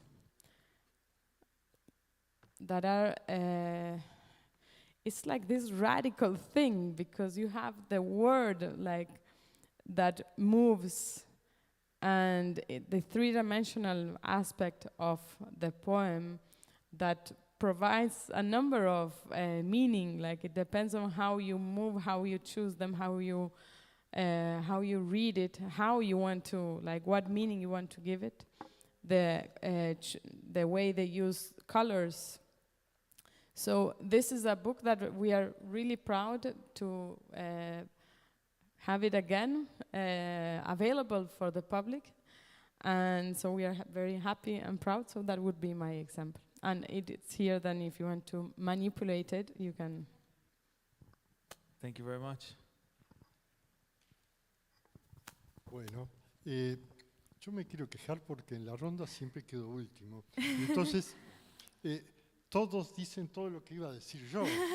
I want to complain because I'm always the last one in the circle, and everybody always says what I wanted to say. Ustedes sabrán que los poetas cuando mueren necesitan 2 ataúdes. You guys will know that the poets, when they die, will need 2 different coffins. Thank you. I was going to say burial box. Perdón. Uno para su cuerpo y otro para el ego. One for their body and another parallel one. Por eso voy a hablar de un libro mío. For that reason, I'm going to talk about one of my books. Es un libro que se llama Trasiego, como estamos con las traducciones. Es un pequeño texto mío que hice traducir al francés por Alfredo Fresia y del francés al castellano por Inés Trabal y de esa versión al sueco por Roberto Mascaró y del sueco al castellano por Sergio El Tesor y así sucesivamente por 13 idiomas distintos para romper ese texto y que se transformara en otra cosa, en el concepto de traductor traidor.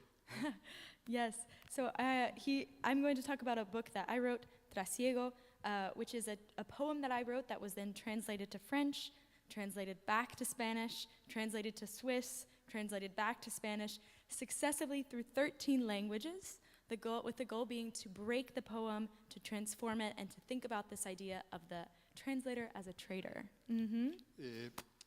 Lo cuento porque es casi un juego y no hay necesidad de leerlo. Con que solo lo cuente ya alcanza.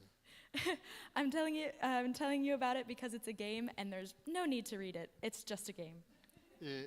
Es como todo el arte conceptual. Es un concepto y no una obra. Bueno, muchas gracias. It's like all conceptual art. It's just a concept and not a piece of art. Thank you so much. Gracias, Gustavo. Thank you, everybody. We really appreciate it. Okay, let's open it up to questions from the audience. Who wants to go first?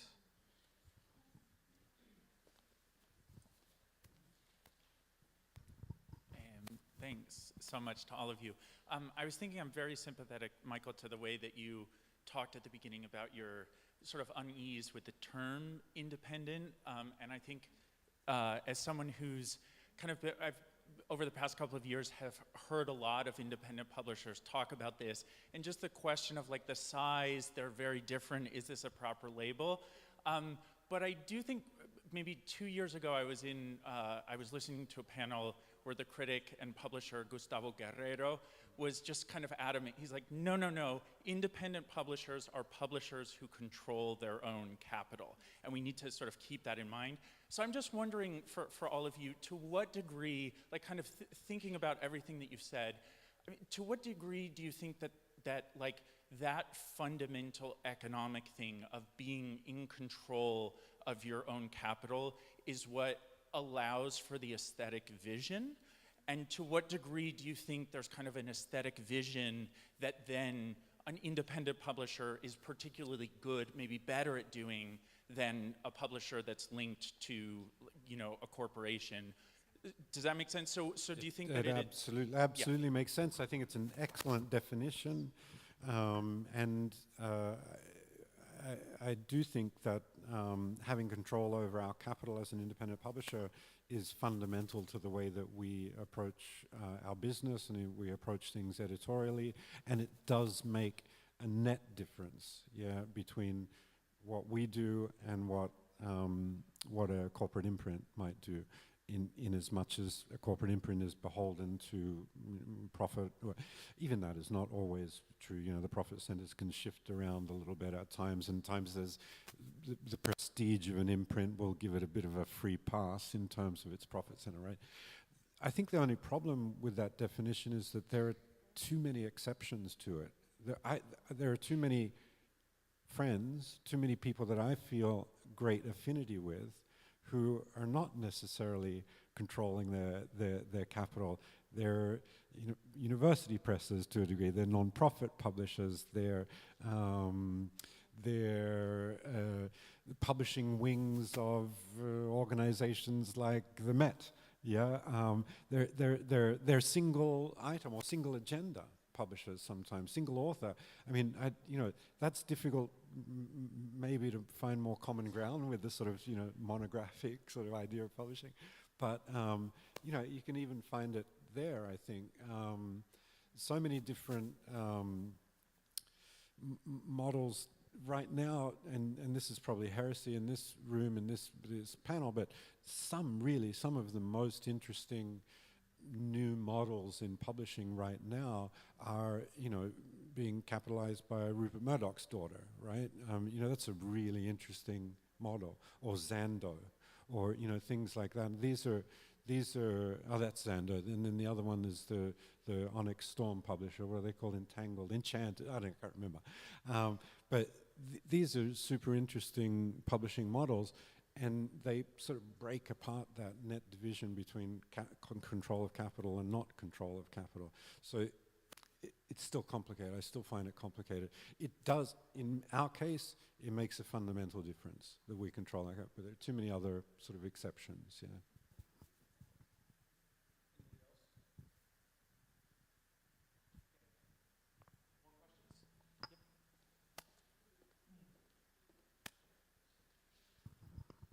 So, Michael, over lunch, we were talking a little bit about independent bookstores and the importance of those to your success. So I think for all of you, can you talk just a little bit about, what independent bookstores mean to you, and kind of what's, I don't know, maybe what's your secret of like getting them to hand sell your book? They mean the world, I think, is the short answer there.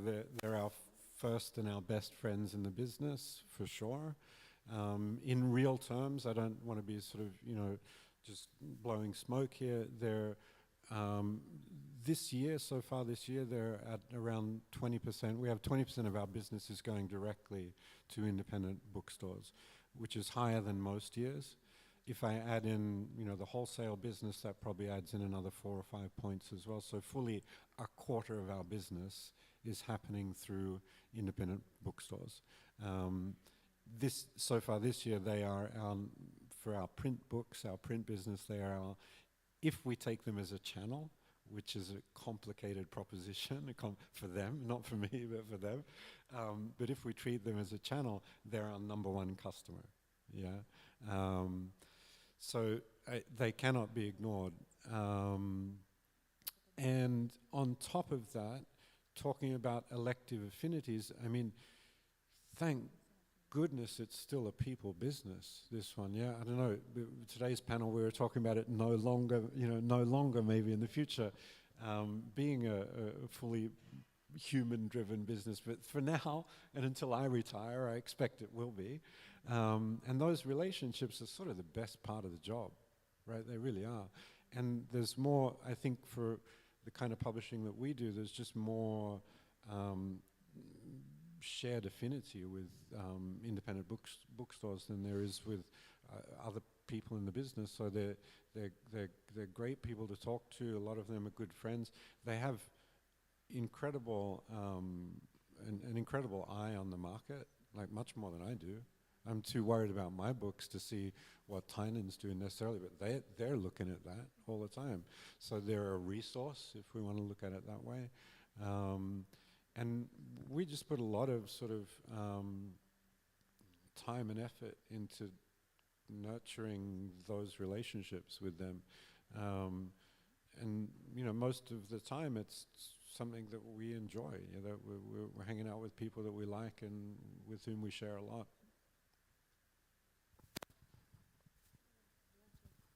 Oh, I'll just add that, we spend a lot of time curating our lists with love and care and close attention, and I think good booksellers do the same for their bookstores. And, there's a number of bookstores around the country where the opinions of the booksellers really matter to a pretty big audience. And so we don't take it for granted that, that they like us and we like them. And yeah, places, I don't know, like the City Lights book buyer is such a legendary figure, and it's hard to think of the whole publishing industry without certain figures like that, who don't feel like they're at the center of it, but where else would there be a center but at a bookstore? So yeah, well, I'm just grateful to them. Yeah, I wanted to add that for us, they mean the world to us. I like that. We also have an independent bookstore, so we know the challenge that it is to have and to maintain a bookstore. In Brazil, the scenario is quite complicated. Like, we didn't talk about market a lot, but it's like as a whole is a bit complicated, the book selling market, because we have Amazon there, and and it's made like, it's ruined a lot, like the market as a whole, because people are used to buying books cheaper, and also what has happened, like during the pandemic, that a lot of publishers are selling their books directly to the client, to the readers, their clients, and like giving discounts that the bookstores cannot have. So there is this strange scenario that the bookstores are looking at the publishers, which like they sell their books, but the publishers are selling with discounts. So that it's not that everyone does that, but that happens. And also like the publishers are like, yeah, well, but I don't get paid. And suddenly like the bookstores that pay are like, yeah, but we do pay. And so it's a complex relationship. We are going through some tough times. And so, but I don't want to end this with a sad note, but yeah, like there are a lot of challenges in Brazil, but also in São Paulo, especially where we are located, there are many and new small bookstores, in like street bookstores, independent bookstores, that are doing like a marvelous work, are very like specialized bookstores, and they're really like important. And we are having a lot of like trying to do some collaborated actions. I have just one, then I can show it to you. But we are trying to do a lot of things to give more strength to all these bookstores. So I'm optimistic that things can change. But yeah, it's not that easy. Gustavo. Bueno, voy a contarles un poco de Montevideo. En Uruguay hay 19 departamentos, la mitad por lo menos no hay librerías directamente. Se concentra mucho en Montevideo. I'm going to tell you a little bit about Montevideo. There are 19 states or provinces in Uruguay, half of which do not have any bookstores. Most of it is concentrated in Montevideo. Las editoriales que tienen libros de poesía serán 5 o 6, no más. The publishing houses that sell books of poetry would be 5 or 6, no more. El lector de poesía sabe cuáles son esas librerías y va a esos lugares, ¿no? Yeah, the reader of poetry knows which bookstores they are and goes to those places.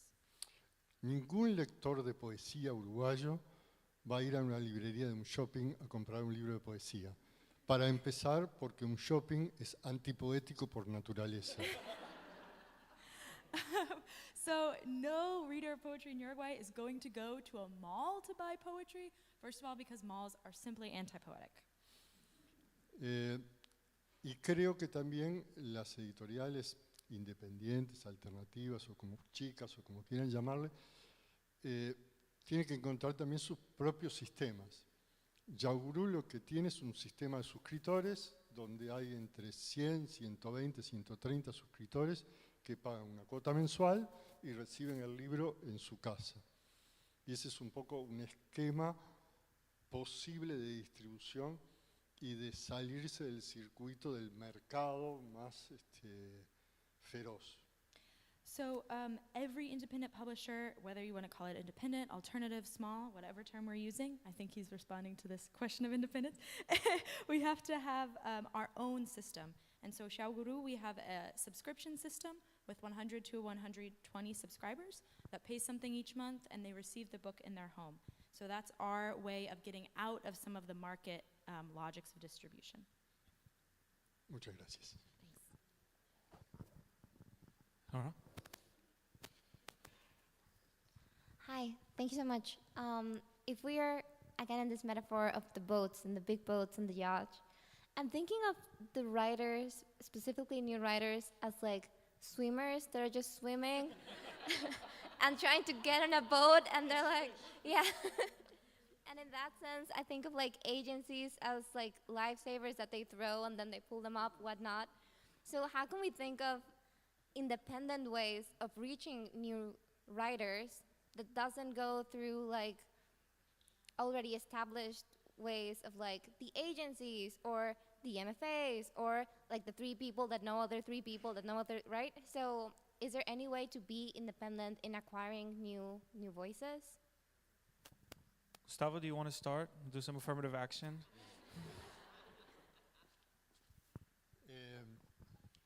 Bueno, la tarea de estas editoriales es generalmente descubrir personalidades, ¿no?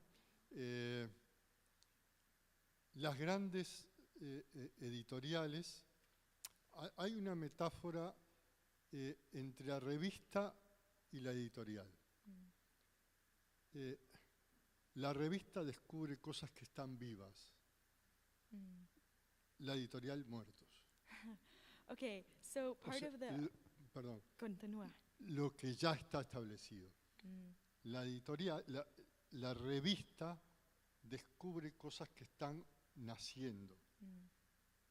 Las editoriales independientes hacen más o menos la misma tarea. Perfect. So our job as small editors is to discover new personalities. Unlike the larger businesses, I have this metaphor of the magazine or the newspaper versus the publishing house. The magazine discovers living things and publishes living things that are just being born, while the publishing house publishes dead things or things that have already been established. I think that the independent publishing house is more like a magazine, looking for living things. En diseño, cuando llegas a un libro de diseño de autor, es porque ya tenés una trayectoria. Antes publicabas en revistas o hacías tu propia publicación. De alguna manera, las editoriales independientes descubren esa literatura que está viva y que todavía no llega a una gran editorial. When you get to a large publishing house, you've normally already been discovered, you've had a book or you've had some sort of writing trajectory in other magazines, but what we do as independent editors is find those things that have not yet been given life. Se publicaba Lebrero cuando nadie conocía Lebrero. Hoy por hoy, Lebrero lo publican las grandes editoriales. Yeah, so we published Lebrero before he was well known, and now he's been published in these larger publishing houses. Yeah, great. It's an excellent question to which I don't think I have an answer. It's a real dilemma. Certainly the level or the kind of publishing that we do, as far as our American authors are concerned, we're part of the system. Yeah, and proposals are coming to us, submissions are coming to us through agents, and authors are getting to agents because they've been through creative writing programs, or they know somebody, or they're published in the magazines that count, and we put our trust in agents who are doing their work, and sort of, I don't know, we're part of that system, I suppose. With regard to authors, in translation, which we do a lot, the situation is slightly different, and perhaps a little bit better because it's largely again a network of elective affinities. Yeah, we pay close attention to what certain publishers in other markets are publishing, and we understand what their tastes are, and we understand that, you know, if they're publishing something and it's new and exciting and they're excited about it, then there's a good chance that it's something that we could get excited about as well. So I feel it's slightly more open with regard to works in translation. But I would love to, we don't accept unagented submissions. Yeah, we can't. And it's really just a structural question, and I would love for it to be otherwise, but I can't see a way out of the system. So, long way of saying I don't have an answer, but I wish there were. Yeah, I think for us the problem has never been finding writers, but choosing them. I think I could probably find 50 writers without leaving this room if I talked to some of you. But it's a matter of sort of picking the right ones for us. One sort of new initiative we started a few years back is we have a novel prize, which we publish with Fitzgeraldo in the UK and Giramondo. And the winner of this prize gets published in Australia and the UK and the US by 3 different publishers. And that was sort of a way for us to find interesting new writers in the Anglophone worlds. But yeah, I don't know that I have any ideas about different ways of finding people outside of the structures that we have in place now. But it's a good question. I like the metaphor of the swimmers. And Nicolas, you were saying that before, like, you had a workshop for writers, right? To how to approach publishing houses. And I think that also it's interesting to think about, because sometimes writers are so happy, and it's a good thing. Like when you finish your book, you're really happy to show it to everyone, and it's like you want to convince the world that is the book to be published. But sometimes writers, like, they reach out to a lot of publishers that don't have like nothing to do with your work, and that is and that leaves like the publishing houses, like they get a lot of proposals, and some of them are like they really don't have any connection to the catalog. So I think that also it's interesting to like if we think about it as like this whole structure, or this whole scenario of book production, like if authors are more prepared, like to how to reach to the right publishing house. And an advice would be like, well, look at the catalog, and do you identify, like truly identify your work to one of the books? Or today independent publishers are more accessible, like they are in book fairs, you can talk to them and you can see if you like match, like if you have a similar energy. I remember like there were a few of like people that like got a bit angry when we said like, no, we're not, we can't analyze new books, and like with their reaction I was like, well, now of course I won't publish you, because I like look at how you are treating me. So is it me? So we have to also remember that it's like publishing, it's also, publishing houses are also made of human beings, and writers are also human beings. So and it's like if we want to do like this very curated books and these nice editions, that takes time. So it's impossible to reach out to everyone. So of course, and that's another way to saying I don't have an answer. So yeah. Thank you. I think we have time for one last short question. Yep. What are some titles, authors, types of work that if you didn't have to consider the catalog, the profit, the confines of what you're currently working with your publishers, what are things that you'd be interested in exploring, publishing, if it just like imaginarily made a lot of money? I would love to make more children's book and illustrated books. That is something. Like I was in a bookstore before coming here, which was a children's bookstore, and I was like, I have to get out of here because there's so many really interesting books made. Like I think in the children's books, like you can see more freedom and more experimentation in formats, in like the relationship between the image and the text. So I think if I had more time, I would do that because, yeah, I think it's that. I think this is like a kind of rare panel where we all work on books that we love mostly. So I don't know that I would change a lot. I guess like literary nonfiction is maybe like a little outside of the New Directions wheelhouse, and I might want to do that. But yeah, I think we're all fairly fortunate that that we can kind of pursue the things that we're interested in, regardless of some financial constraints, I guess. Yeah, I would say that that's true. I mean, I would love to. We don't publish poetry. I would love to publish poetry. We haven't done a lot of. As a reader, I like to read philosophy. We don't publish philosophy at Europa.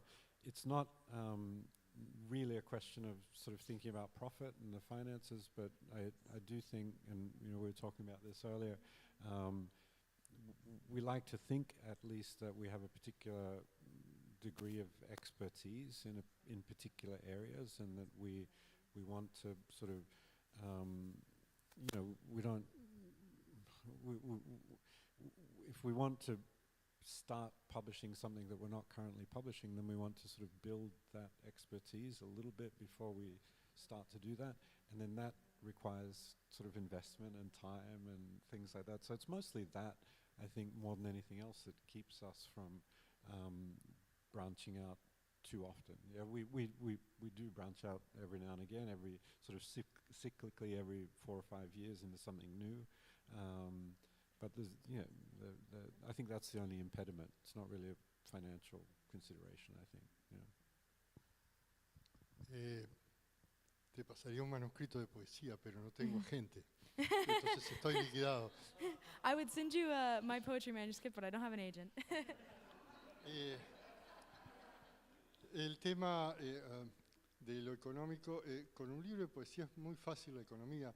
Sabemos que es pérdida de entrada, entonces no hay conflicto. Lo haces porque lo tenés que hacer. Yeah, we know with the economy for a poetry book that it's going to be a loss no matter what, so we do it because we have to. O sea, nunca tomé el tema económico como un impedimento porque es lo normal. I never took the question of economics as an impediment because it's just what's normal. Hoy le decía, conversando de otras cosas, una frase que siempre uso que es, el ganado está perdido. I was telling her something that I say all the time, which is a phrase, el ganado está perdido.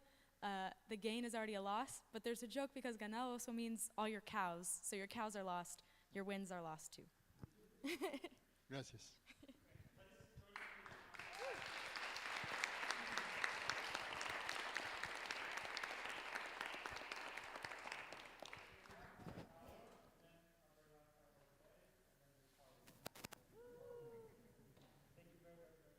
Thank you.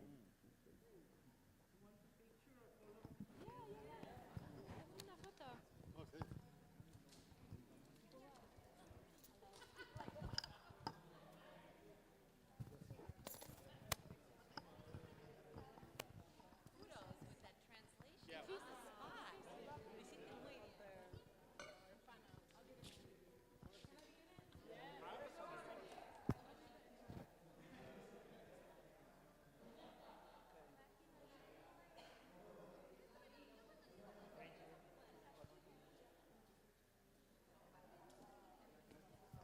If this doctorate thing doesn't work out, maybe I'll be an interpreter. There you go.